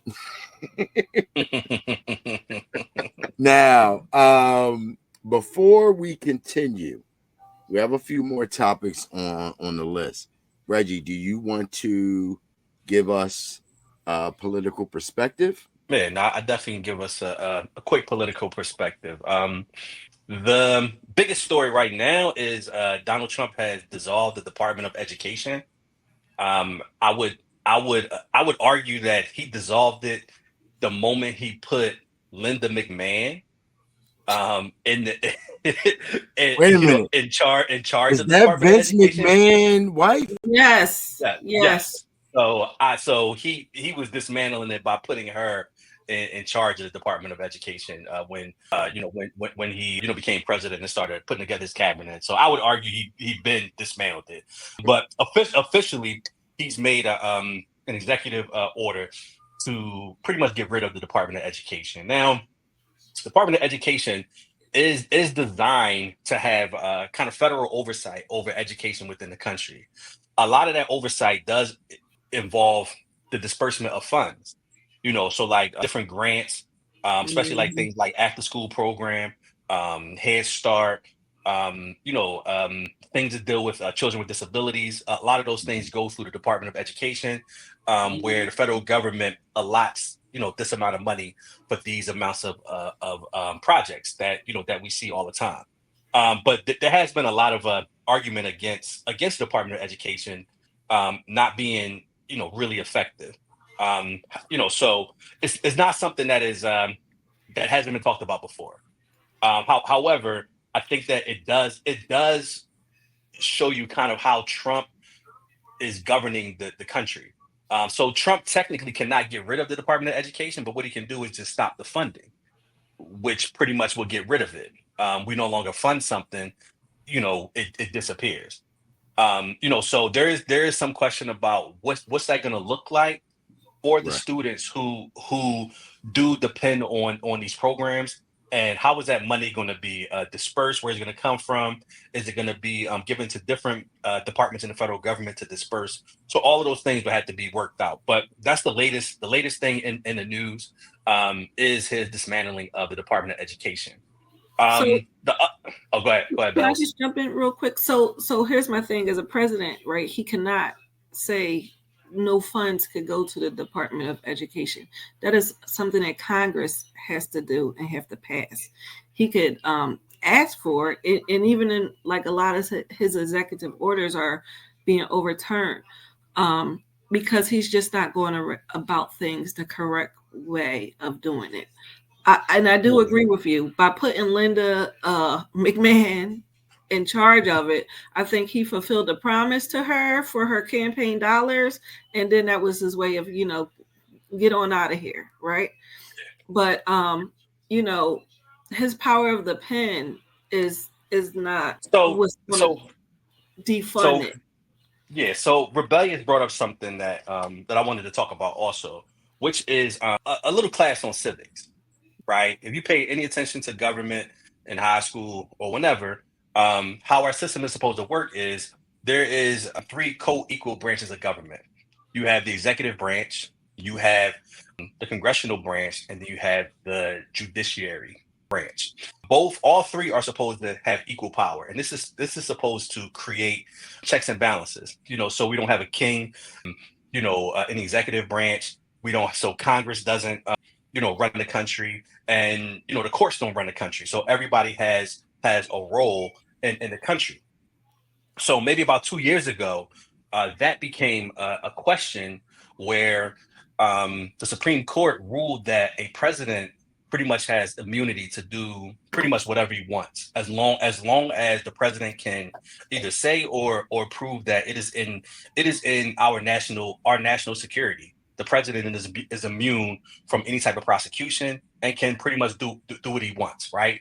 And that was ruled in his favor because of the January 6th, and also, because of Trump and his mishandling of classified documents.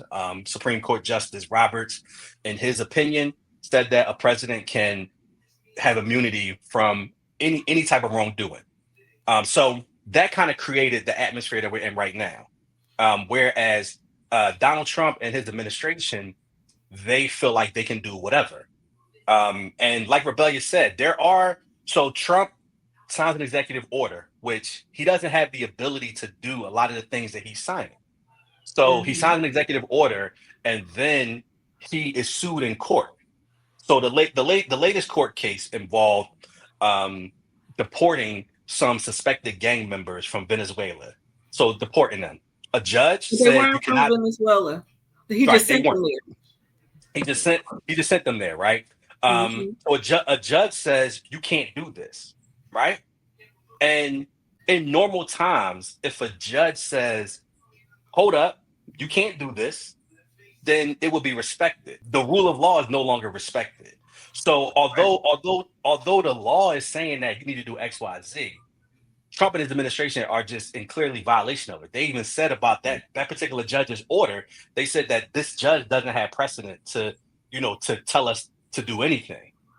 So this is the first kind of time in our history of our country where the judiciary branch doesn't have the power that we thought that they did, because no one's ever really tested it. So early this week, Chief Justice Roberts made a comment because Trump, when he loses in court, he says that these people are animals, they're horrible, they're liberals, they're this, they're that. They need to be impeached. And Chief Justice Roberts said that we don't settle differences in the court by impeaching judges. Like judges are appointed, a lot of times a lifetime appointment, so they're supposed to be impartial. Just because you don't agree with it, then you appeal, you go through that process. But what Trump is saying is to impeach them. Roberts said we shouldn't talk about impeaching judges. The reason why he said that, in my opinion, is because he's a judge. So if you impeach one judge, he can possibly be next. Right. If there's a ruling that people don't agree with. I think ultimately, that although the courts are ruling a lot against Trump, they're ignoring the rulings and still doing what they want. So because our system is broken. Because our system is broken, and I don't think people realize how broken our system is. Because there was a time where the rule of law was respected, where if a judge made a decision, you may have not agreed with it, but you respected it, and you moved on. You appealed, you went through that process. But in this age that we live in now, with Donald Trump and his administration, the judge don't rule in their favor. They just say, "Fuck it, we're gonna still do it." And that airplane of Venezuela was a perfect example. And then they found out that most of the people on there wasn't even criminals. They didn't have criminal records. They were never tried. Nothing. They just shipping people out because of what they look like. Yeah, the footage looks good. When you see it on TV, you see them all huddled up, they all walking, you see them all in shackles, like it looks good. And the judge said, "Wait a minute, we need to stop this." I mean, it's an injunction. We've all heard injunction before. Injunction means stop what you're doing while we figure this out. They said, "Fuck that." And then when the judge said, "Well, I need some information about these passengers," they said, "It's under national secrets. You don't have clearance to view this anyway." Like, I mean, and they can say that about anything. I mean, I talked last week about them deporting students. Like they just do anything. Withholding And degrees. They were withholding college degrees because they were in protest of Donald Trump. So yeah, my thing with this is like, shit always rolls downhill, right? So what Trump is doing in ruling this country by fear, right? Because a lot of these Republicans really don't agree with him, vote in his favor for fear of retaliation from him being mad at him. And so if he's mad at you, you're not going to be elected again.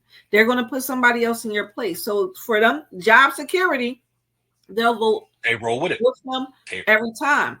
But when you are blatantly ignoring the law, right? So what's going to happen when it comes downhill? Because you could have a judge that sentence you. Okay, I found you guilty. I don't gotta go to jail. I'm not turning myself in. But I think that's where we at. Going to come to that. Yeah, but I think that's where we at now. I mean, especially like but I'm saying for people our level. For people our level. Nah, we ain't in the Trump administration. So right, but it's going to eventually trickle down, is what I'm saying. Nah, I don't think so. No, I don't think so. I believe wholeheartedly it will.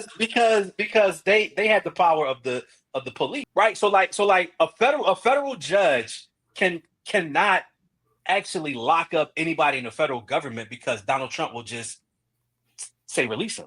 Donald Trump will because they fall under the federal branch. Now, if it's a state judge, you know what you just do?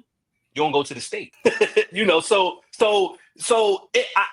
think that in theory we think that the rule of law is going to save us. I don't believe it is. I mean, I don't believe it is. I think that if one of these judges is like, you need to go to jail, they're gonna say, who gonna lock me up? Right, because of who the fear. And when you do that, he's not going to be the only one to do it. It's going to be people. I mean, let's just say some celebrities, right? All right, look, R. Kelly's in jail. He got money, whatever. It's going to be people that's on that level that's going to start disregarding the rule of law also. That's what I'm saying. It's going to keep trickling down until there's going to be no respect for the law. No matter how many police you have, there's more civilians than police. True. That's true. I mean, that's true. I mean, it's going to create chaos. It's already chaotic now, but in these streets, I just see a couple years from now, it's just going to progressively get worse until somebody does get a reign and some control over his administration and him also. Well, as ridiculous as it sounds, we just hit the 60-day mark. Oh, right. It's a long way to go. Yes, it is. It's a long way to go. And it's already a mess. It's already a mess. But shout out to the people that voted for Trump that are experiencing, a lot of these layoffs. They're experiencing a lot of these the funding being cut. There are whole cities and towns that universities budgets being cut, and the town that don't even have and the university produces the majority of jobs in the city, and now all those jobs are going away. Shout out to the people who thought Trump was something different than what he is. I mean, he's just a bully. He doesn't care. He doesn't care about anybody but him and his folks. And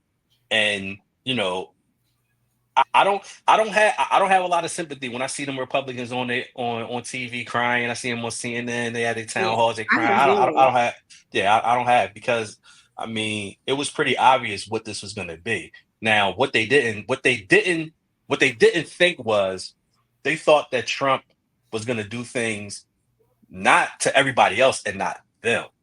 They didn't realize that Trump ain't come from the muscle. He's a part of the elite. He's the elite. He was born with that silver spoon. Right. So you think he really care about y'all? At all. One group of people that's feeling it the hardest is these farmers, right? So the white farmers are asking the black farmers like, "Hey, why isn't there any outrage from y'all? What's happening with y'all?"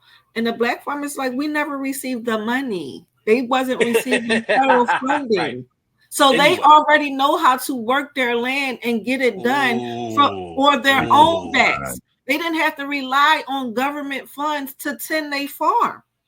Right. So now that you have voted to deport your staff, you didn't know that you voted also for you not to receive any federal funding to even work your farm. And now you're looking at the people of color with farms like, "Hey, can you teach me how to do it?" Whereas though you are behind because they've been sending these farms forever by themselves. I follow a lot of black farmers on Instagram. I even asked my core group of friends, like, let's all grow something and let's all share, because this is what's going to be the new normal. You cannot rely on these heavily, farm places. And now we in a tariff war. A lot of our fruits and vegetables come from Mexico. Yeah. I guess I just want to end the session by saying it's going to get worse before it gets better. Yes. Unfortunately, it's going to get worse before it gets better. Only thing we could do is try to put pressure where we can. Continue these blackouts. I mean, myself, I haven't shopped at a Walmart or a Target in God knows how long. It's something that now I hold very near and dear to me, just Yes. because of what these folks represent. They're just not getting any of my bread. Like I'm looking for. I ain't buying no Yeah, clothes. yeah. Listen, man. Listen, I'm looking everywhere. I'm on Wayfair. Yeah, Like I got everywhere. my first Like yeah. Costco membership. Like, Shout out to Yeah, Costco. we definitely just got a Yeah, Costco membership. yeah. yes, Shout out to Costco. Costco said we're not rolling back anything. yes, That we don't make decisions about what's right and wrong based on who's in office, right? yes. So Costco Mhm. said that whatever DI programs that they have, whatever reach out that they do to minorities and women, they're not going to curb Mhm. any of that just because Donald Trump is in office. And they've been sued. I think Yes. they're being currently sued in like 20 states. Yeah. By Republican I think attorney generals to, like, I don't know, like force them to, like, just bow down and bend the knee. But I'll tell you Yeah. this, you'll find this funny. I heard someone refer to Trump today as the Mad King. Oh, And yes. Yes. I was like, because Game of Thrones. last week I kept saying bend the knee, right? And then Right. and then somebody said Trump is like the Mad King. He Yes. like Right. burn them all. Well, Burn, baby, Elon burn. is not Ned Stark. All right. That's his right hand man. That's not Elon. All right. No, he's definitely not. No, not at all. Elon No, is not Joffrey. nah. Yeah, yes, he is. Elon is Yes. Joffrey. Yes, yes. My son. Middle age, fucking white woman. That's what Elon Musk is. Like a he's like a middle-aged white woman, man. Yes. All right. So All let right. me ask y'all, if y'all woke up tomorrow without melanin, what's the first thing you would do? Can I go first? Go ahead. So I have a theory. This is my theory. And I want y'all to follow me real quick. I don't believe that white people get taxed at the same rate as black people. I believe black people get taxed more than white people. And I'm explaining to you why, right? I'm explaining to you why. All of us have worked in, professional settings. We've, been around. James has even been in HR. So we know pretty much what people make, right? What different industries, what people make, right? It always seems to me that white people's money just seems longer, right? It just seems like white people, their salaries just seem like it seems like it's more than what ours. And I'm not talking about, like, on paper I make 100,000, you make 100,000, right? I believe that white people are not taxed the same way. I believe we're taxed more. And if you think it's far fetched, right? You think it's far fetched. Just think about Nah, how easy if you think about how easy that could be, right? We all have heard the urban legend or the conspiracy theory that all black people have an even number in a social security number, right? So The you can two. easily our It's social not true, but most of us do. right. It's not but listen, in order for it to be effective, it don't got to be 100%. If it's 70%, it's Mhm. effective, right? Well, God damn It's it, very I'm effective. even. I got an even number. I have an Right. even So, number. but just think about like what's on our W-2s, our social Hmm. security number, Yeah. right? So it's on our W-2. So it would not shock me if we're being taxed differently. Think about God damn. rebellious you in Philly, right? Think about it, you in Philly, right? We live in Philly. Hmm. You see all these new properties popping up, right? Everywhere, like all these new communities. Like we got Northern Liberties, got Fishtown, we got all these new communities popping up. All these houses, these monopoly houses, nice houses. Who Now Hmm. buying these houses? Fishtown, Port Richmond. Yeah. Port Richmond, Fishtown too. No, it Fishtown is too. Fishtown, but no, Yeah, I'm just Yeah. playing. right. Who buying these houses? Yes. Like who's buying So these houses?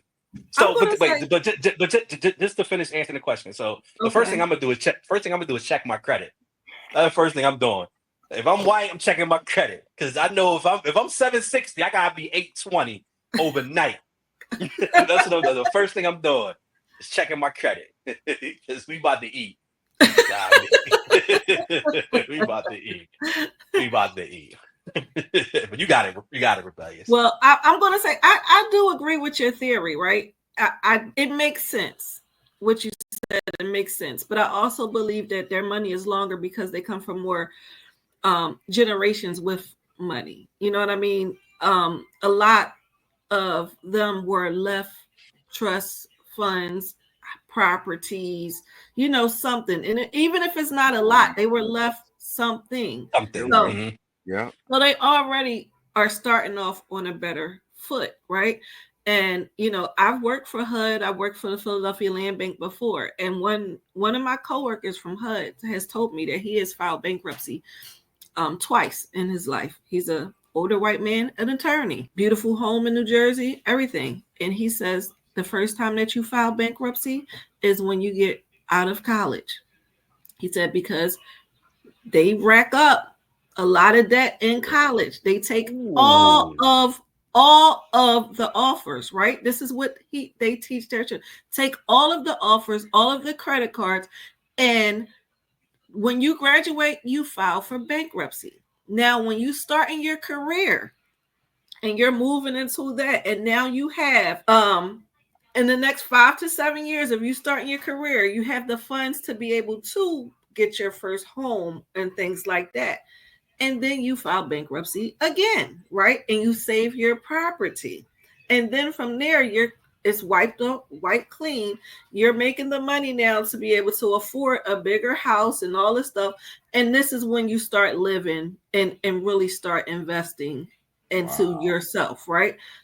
Never, I mean, that was news to me then. And I'm like, wow.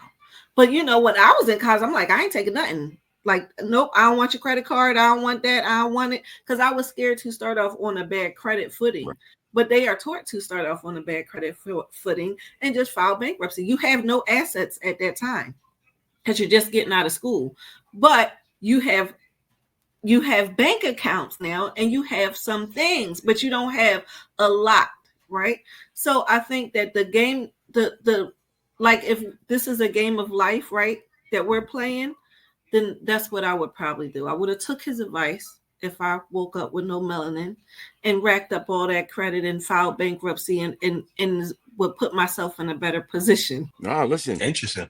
that is a great point, and it, to both of your credit, Reggie was talking about how it seems like their money's longer. Like Bell said, a lot of times they do start with a head start. So Mm-hmm. by the time that they get to a point of understanding financial literacy, they've already dealt with money to some degree. You know what I mean? Their parents or whatever put them in a position. So by the time that they were our age, they was already on that path. Besides spending habits that just are different Right. from blacks and white people. You know what I mean? I don't know. I don't know. I would try to find a way to take advantage of my white privilege. Easy. I mean, I Mm-hmm. probably just try to get pulled over by a cop. and cuss him out. See what's gonna happen.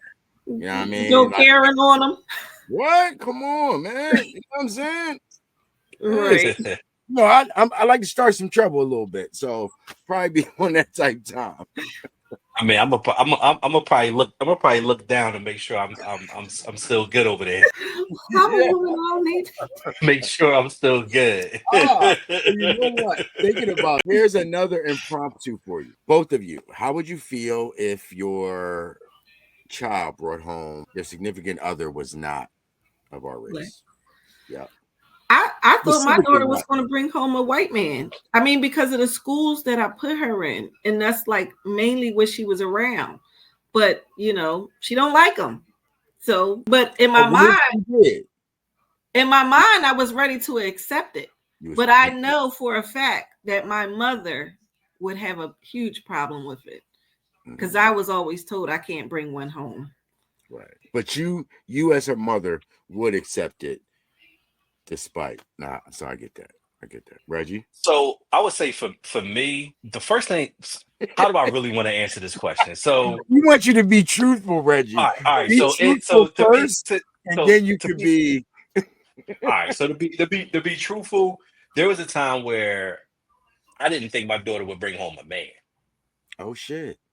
Right. So my daughter is very kind of like free spirited. Right. Very free spirited, right? And as she's moved into her teenage years, I've come to realize that she is just an extremely accepting person. She accepts everyone, So when she would have her yeah, person. right. She's a good hearted person, right? Like But your dad. yeah, absolutely. So and she's taught me a lot. So a few years ago, she had like her rainbow flag or whatever, and her mom is like, nah, like her mom is like, shout out to Shy. Her mom, both her grandparents, her parents are preachers, right? So she grew up in the church. So this whole thing with the newer generation and just them being so open and just experimental, her mom is not with that at all. Right. To the point where she didn't even want Madison involved in sports because she's like, playing basketball gonna make you. Now, I mean, I'm like, she ain't even old enough to even know what that is, right? And if it is, it ain't nothing you're gonna be able to do to stop it, right?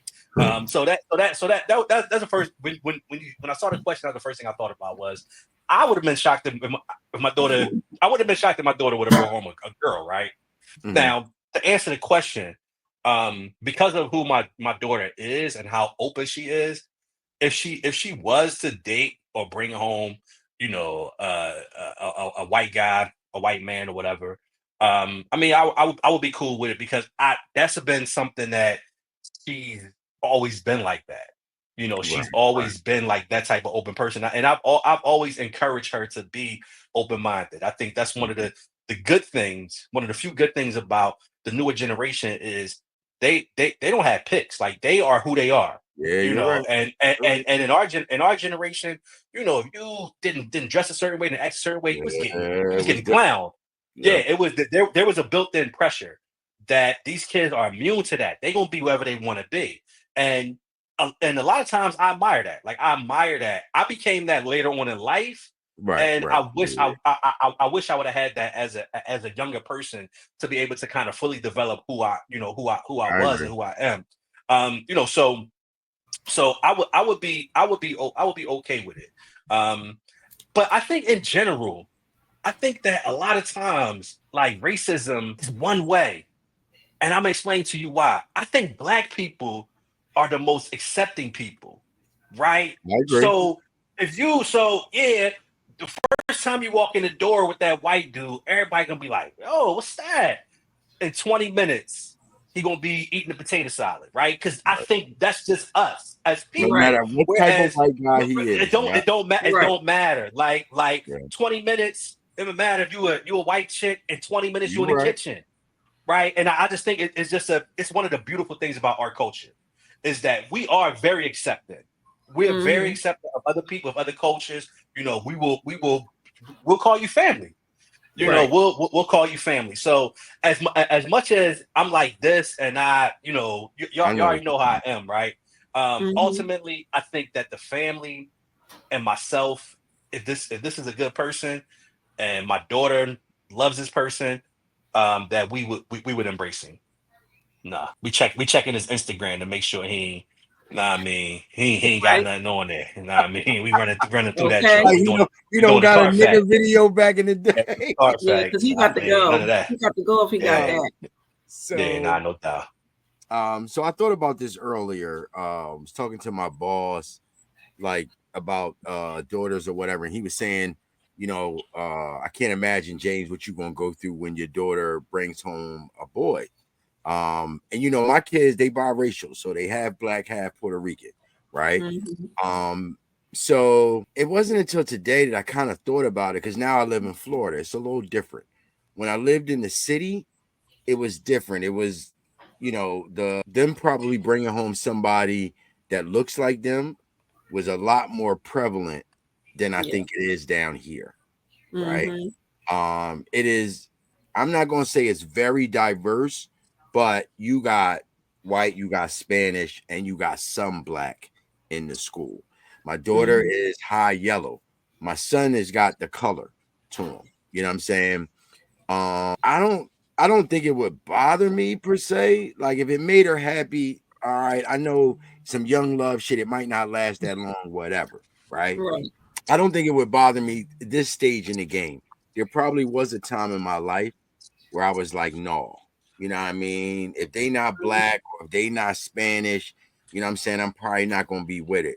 But like Reggie said, the way the world is now, the type of children that I have, they are very accepting of all people.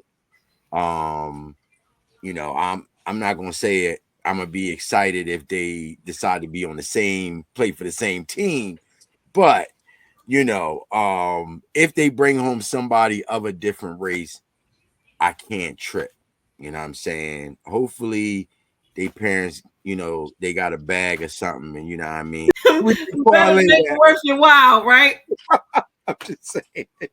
I mean, but on the flip side, that's how it is for them, because most of them, they want them to have us to have some Certain. money in order for them to bring them home and be accepted.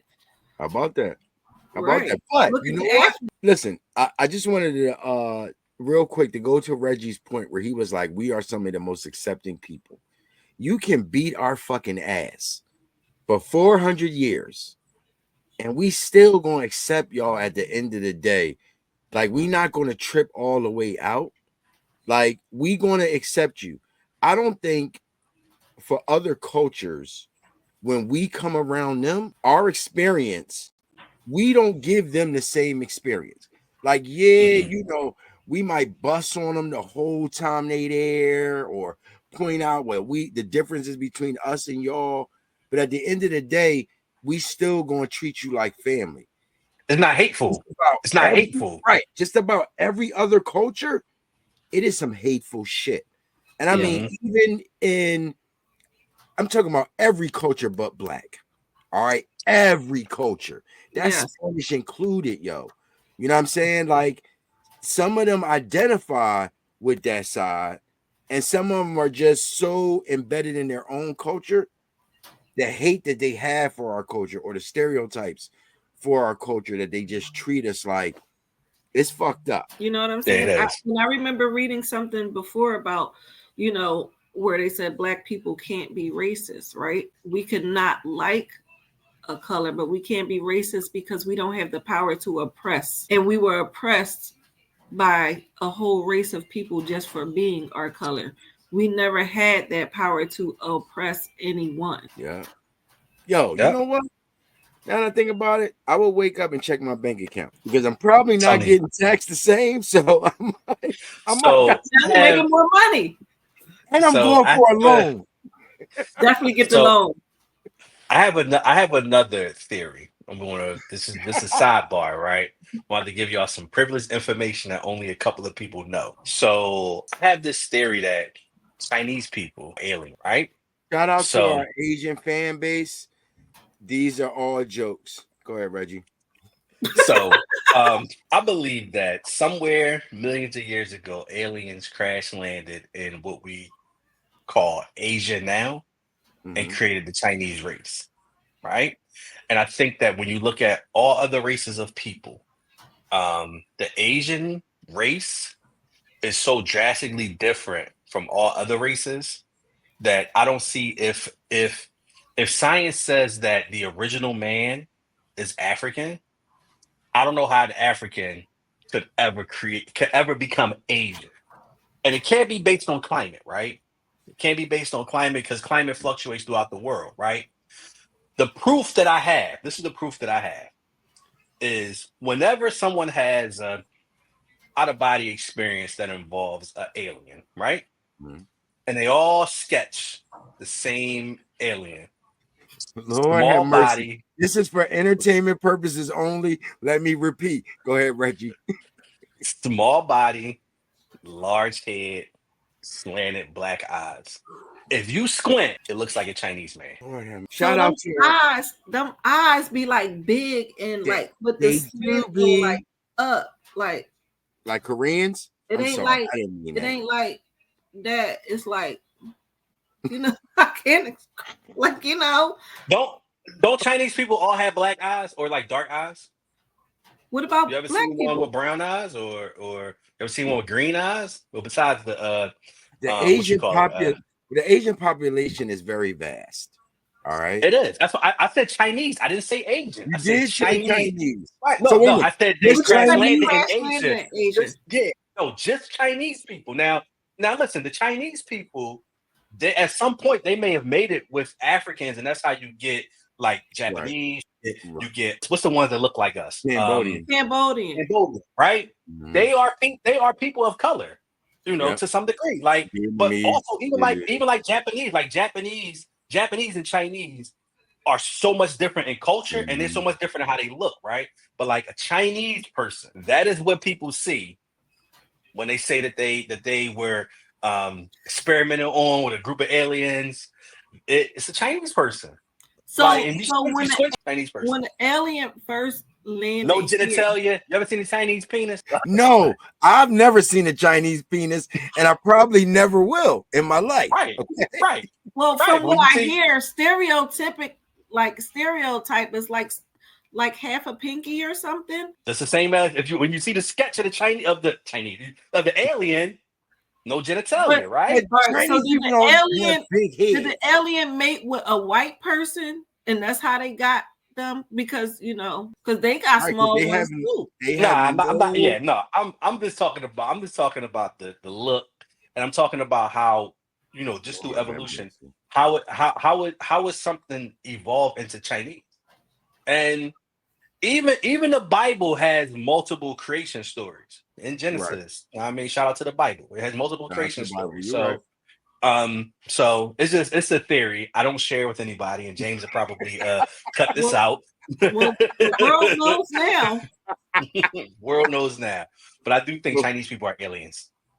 oh my God. Well, listen. Thank you for that, Reggie. You opened our eyes to something that some of us didn't think. Maybe there was a bunch of us that did think like that. You know what I'm saying? I'm But with you on the tax John. I'm with you, but the alien definitely, Chinese, I'm I may have to do theory. I'm Like, I'm gonna look. I'm gonna look it up. You know what I mean? Squint your eyes. See what they have but they about. be tall. The aliens be tall. Some of them. Most of them are short, though. Most of them are short. Okay. What's the ball? What's the alien ball from off of Flintstone? Like a What's the GNU? little Chinese man. All right. Listen. All right. So we gotta go to top five. All right. So this week's top five is your top five favorite albums, any genre. All right. It could be rap, it could be R&B, it could be country, whatever your five go-to albums or albums that you put on and can listen to all the way through a couple times or whatever. Your favorite albums of all time. All right. Okay. Reggie, would you like to begin? Y'all go first. Mine. I think is kind of easy. Okay. So probably break it down into genres. Okay. So the first one is gonna be rap. That's gonna be Ready to Die, Notorious B.I.G. That was like the first, I think the first actual rap, like my sister gave me the tape, first tape I ever really listened to. I didn't Right, really you listen did to say rap that. before that, but yeah. So it actually was my introduction into rap music. So Ready to Die, Notorious B.I.G. Um, Amy Winehouse, Back to Black. Her Mm. second album, excellent album. Showed Amy in, at her highest power, being a classically trained singer. Um, a lot of her songs are very kind of soulful. But Mhm. it even showed like a lot of her kind of struggles as a person. Her struggles in relationships, her struggles with substance abuse, alcohol, things of that nature. Unfortunately, we lost her. Damn, we lost both of them Yeah. too. But they were, that was a great album. My number three is gonna be Mary J. Blige, "Share My World." Like Mm. Share My World. I recently listened to it because I think we talked about it a couple episodes ago, Yeah. and Mhm. I recently like listened to it, and I would say every track on there, from the beginning. "Love Is All You Need" with Nas. Shout out to Nas. Shout out The to song Mhm. with Bob. Lil Kim. Like she even Yeah. got a song on there with R. Kelly. It's on. Like, I mean, like the album was just amazing. And that's not even talking about um, I'm Going Down and Not Gonna Cry. Damn. I mean, I That's her mean, it was best just album. it was just a yeah, by far, by far. And that album, I think I might have been 17 or 18 when that album came out, and it was like Mm-hmm. it was really like kind of like my introduction to really good R&B music. Mhm. Like, so yeah, so definitely Mary. My fourth is gonna be a country album, Nora Jones, "Come Away With Me." That's the album that really put Nora Jones on the map. She won, God knows how many Grammys. I think like 7 or 8 Grammys. For that album. I actually met Nora Jones. I wonder, does she remember this? But I actually met Nora Jones at, I think, Sound of Music or Sam Goody, whatever music um, retail store was at Broad and Walnut. I met her there, and she was just there shopping, and her song was playing, and I was like, "That's a nice song." And she was like, "That's me," and I was like, "Okay." So I looked at the album, and it was, and it was her. And I bought it that day, and for a long time, it was my favorite album, and it's still one of my most favorite albums. Mhm. Um, the last one is more like a honorable mention for me, but it's by an artist named Cleo Soul. And Cleo Cleo Soul, I know Soul, that name. yeah, right, Cleo Soul, and she's from the UK. And she puts you kind of in the mind of like a Adele. But she's almost kind of like a right in between like Adele and Amy Winehouse. She has an album, and I listen to her so much that it's hard for me to really kind of like pick out like what I would consider like her best album. But she has an album called Mother, and it was in, I think, 2021 the album came out, and it's a great album. It really kind of focuses on her becoming a mother, and Mm-hmm. her kind of a transition, to having a child, but then also kind of how she's kind of realized some of the lessons and some of the interactions that she had with her own mother. So it's just a great album. Another UK artist. So that would be my top five. Is that five or four? I got Big. I got Mary. I got Amy Amy. Winehouse. I Mhm. got Nora. Nora Jones, and then Cleo I got Soul. Cleo Soul. Yo, The five. Belle, I want you to go next, but I just want to say, Cleo Soul, I had her song "Know That You Are Loved" from the Mother album on playlist, and I don't know where I heard it, but when I hear songs like that I like, I immediately throw it on the playlist. So I'm gonna have to check it out. yeah, yeah. Thank you, Reggie, putting us down. Right. Mine's is going to be like R&B and rap. Waiting to Exhale soundtrack. Ooh. That's one of mine. Ooh. Yeah, like you can Is listen it to. not gonna cry on that? Is it not gonna cry on that? Yes. Yes. Yes. Mm-hmm. So it's on both. It's on Share My Right. World and Remember on the video, she walk away burning the car up in the background. You remember? Right. With the black lipstick. Yeah. Yeah. Yes. You ever burn any cars down, Rebellious? No, but I told you I spray painted one before. Yeah. Might as well And burn. I threw like these big tacks like from the hardware store under some tires so they could, you know. Lord have mercy. It's my teenage years, you know. Don't hurt me. You know. I was watching Waiting to Exhale. What you expect? Got it. Shout out to Waiting to Tell. Those were 4 or 5 women that were not in competition with each other. That they At all all. were just amazing. Great movie Great too. friends. Yes. Great movie. Yes. Great movie. Funniest Yeah. part. I'm sorry. I'm stealing your time, but It's when my man had on the vest and was talking to Layla Rashawn, and he was like, "You bitch!" from outside the balcony. Yo, His man. heart That was an hurt. excellent movie. Yes. Excellent movie. Girl power. Excellent Oh movie. man. Yeah. Yeah. Shout out girl power. I mean, All right, I'm gonna go to the other side in my teenage years. Snoop, The Chronic. That was my song. Oh. Sure, I could listen to almost every one. Then I'm gonna go back. Michael Jackson, the Thriller album. That right there. Love that whole thing. You couldn't tell me I wasn't Michael. I had a Jerry curl. I had the leather jacket with the glove that I made. You know, Michael. I was him in the inside. So can I ask you a question about that album? So a couple episodes ago, we did Rolling Stones did a article, the worst of the best albums. Yeah. So the worst song on the best album. And you know, so Thriller obviously is one of the best albums that's ever been made. And Rolling Stone said that Lady of My Life was the worst song on I don't Thriller. even understand how they could even say that.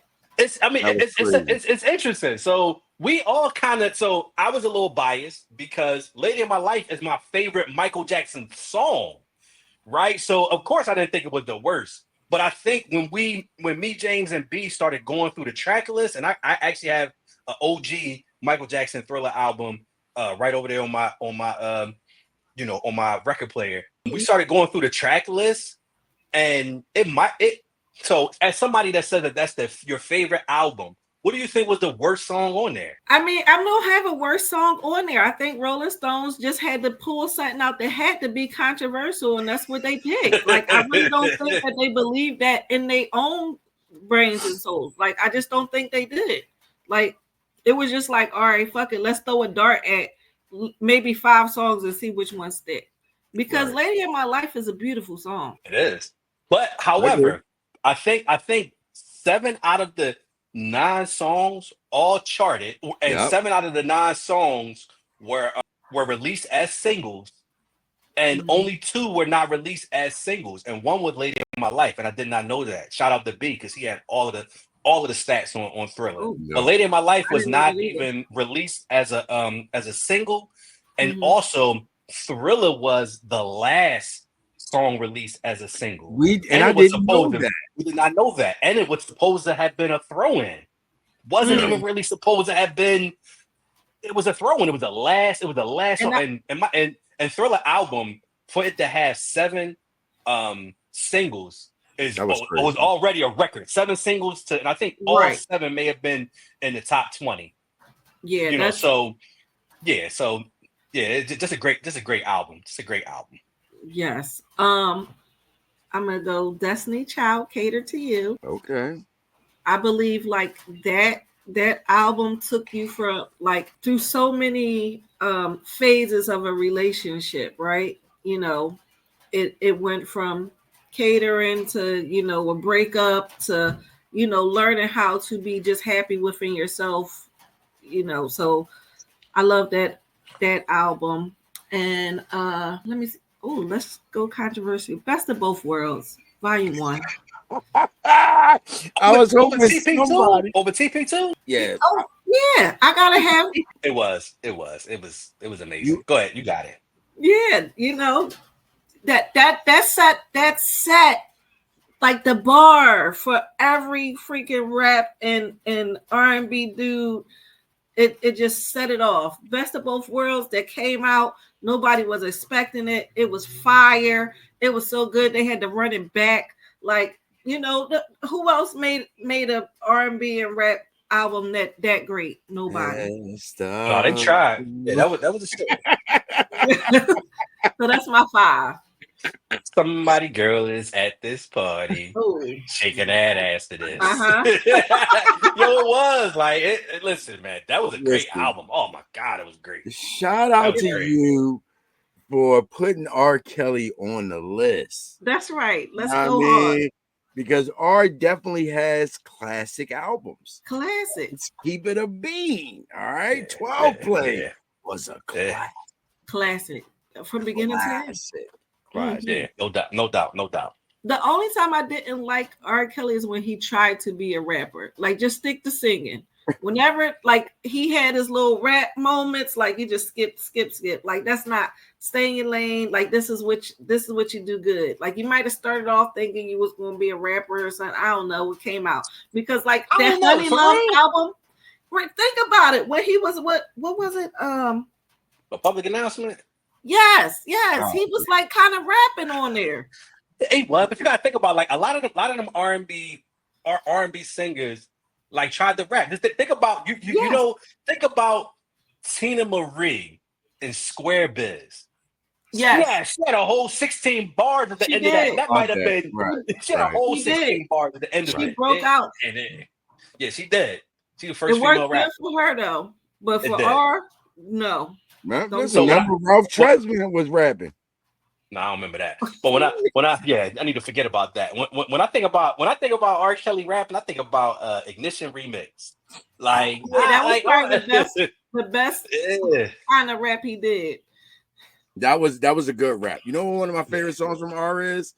Number One Sex with him and Carrie Hilson. This is number one. That's a good one. That's a good one. And I love Carrie Hilson. Yeah, me too. I was a big fan of Carrie Hilson. All right. So your turn, James. Your turn, James. 5 Jones. You already know one of them Jones gonna be Nas, right? Mm-hmm. And it's not gonna be Illmatic. It's gonna be It Was Written. I love that. Illmatic, of course, is the easy answer. Yes, it was a masterpiece, but It Was Written was just as good. Yes, and could arguably be better if you think about the songs on It Was Written. I think it was. But I think I was a little too young, and I told you I didn't really get into rap until Big, so I didn't know the whole Illmatic. But to me, It Was Written. I mean, the first line, man, fake thug, no love, you get the slug. Like that's the first line of the first line. Like, I mean that's one of. So I got to list a bunch of like top 5 that I want to get to at some point, but one of them involves Nas. But yeah, let me see what else you got. So that's well, let me go with my other rap one. And I was trying to think, did I want Only Built for Cuban Links or Ready to Die? It was actually Reasonable Doubt. While Black Album might be one of my favorite albums from Jay-Z overall, Reasonable Doubt to me, it just speaks to the time. I remember the time. And I thought it was way ahead of its time. And you can still play it today and it still resonate and it's still relevant. I think this was some of the best of Jay because he was coming off of that fast style or whatever. So it was kind of like him. The Hawaiian Silky fame. Yeah. And he was rebranding himself. So I was definitely what Reasonable Doubt should have been triple. Bobby Brown, Don't Be Cruel. Classic album. I can still listen to it today. Get in my prerogative bag. Tenderoni. All that. You know what I'm saying? B Brown was the man. Coked up B too. That's the one I need. I need the all right, not the sober fat nigga. I need the He need him on that booger sugar. Listen, you already know. That's when he put out his best shit. Cooley High Harmony, boys. Being from Philly, being in high school around the time that Cooley High Harmony came out. At the time I was in Bodine. So it was like, it was, you know, it was all in the same kind of circle. You know what I mean? People that I went to school with, they knew some of them niggas. Then they filmed the first video down South Street. We was just learning South Street, young age, and all like that. So definitely an album I can play front to back, and even to this day, to take me right back to high school days, like a great time in my life.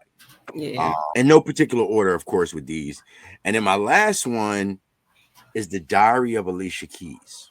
That was a good album. Her first album is my favorite album from her. Now, Girl on Fire, I think, was a great album. And then I forgot the other album where she's on the cover where she got like some water shit going on. That was a good one. But Diary of Alicia Keys, that's probably one of my all-time favorite albums. And an honorable mention is Songs in the Key of Life, of course. Stevie Wonder. You know, and that rounds it out. You know, I was trying to find a white. What's I'm just thinking, like, I'm the only person that had white albums. Like, I don't know how I feel about that. Listen, I got some. It's more musically diverse, you know. No, I'm not. I'm not more musically diverse than James. Not at all. Not at all. I just got some of my favorites. Well, all right, I'll tell you what. The Almost Famous soundtrack. Almost Famous is one of my favorite movies of all time.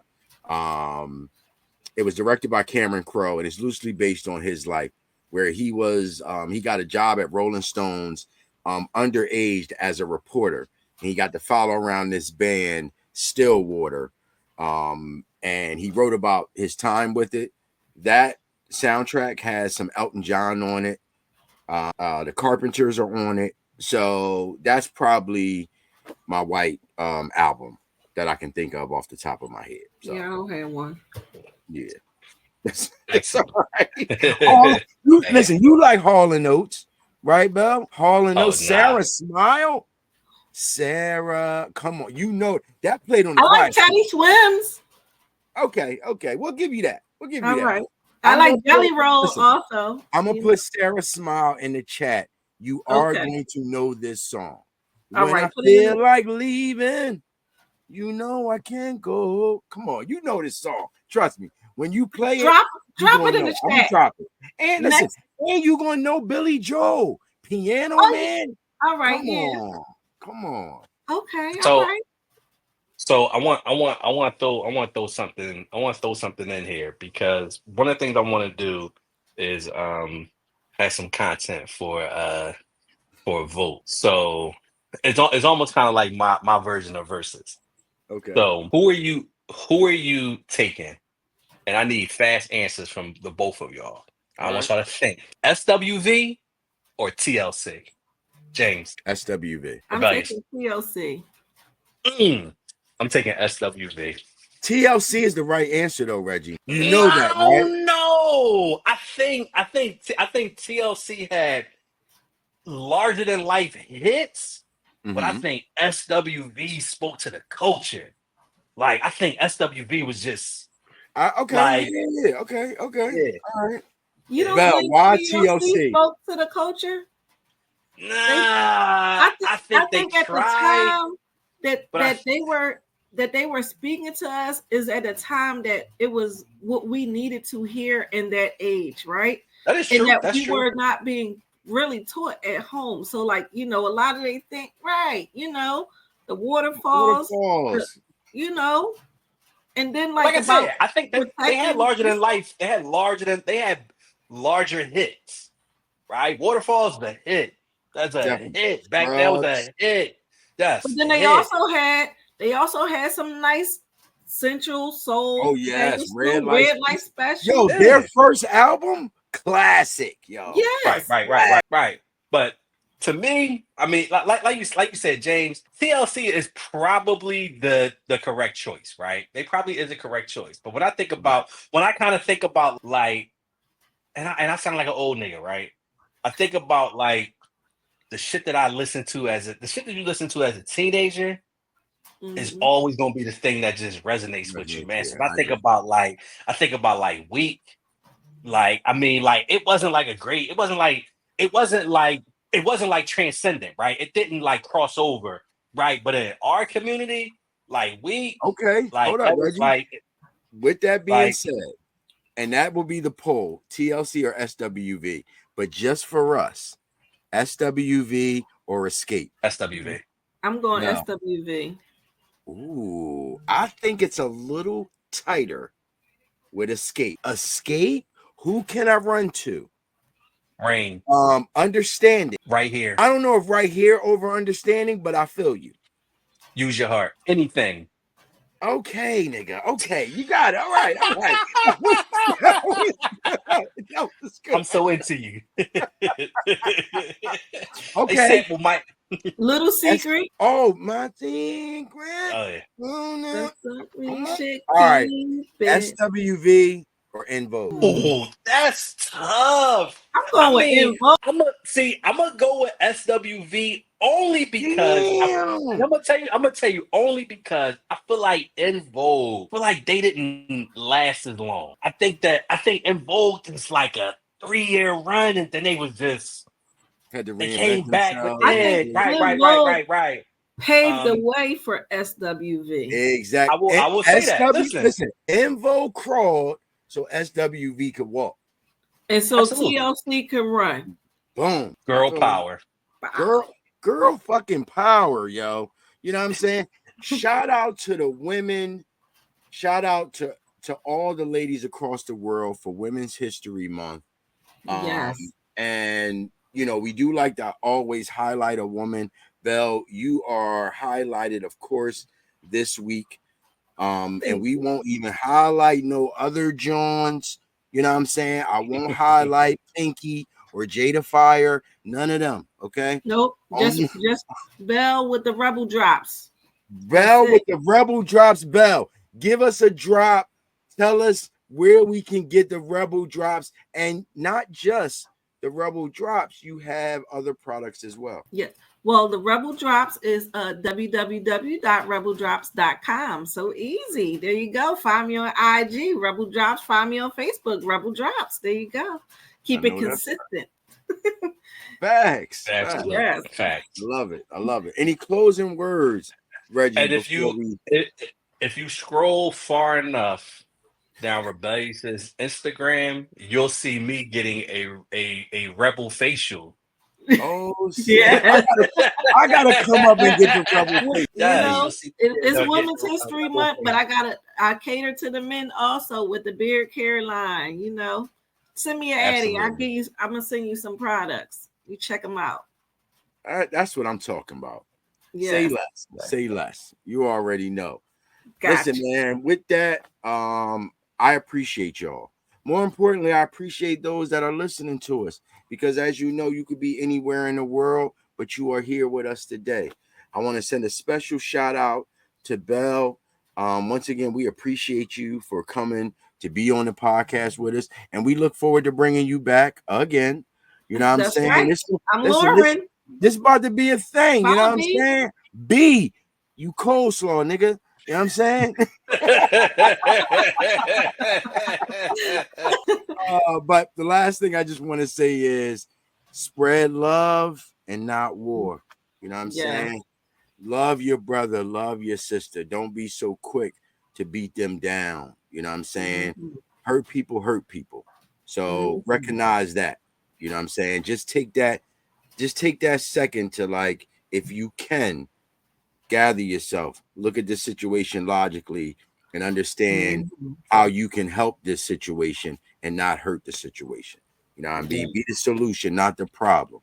You know what I mean? With that being said, I appreciate y'all. As always, it's all TBD. Holla at us, yo. We out. Peace. Thank you.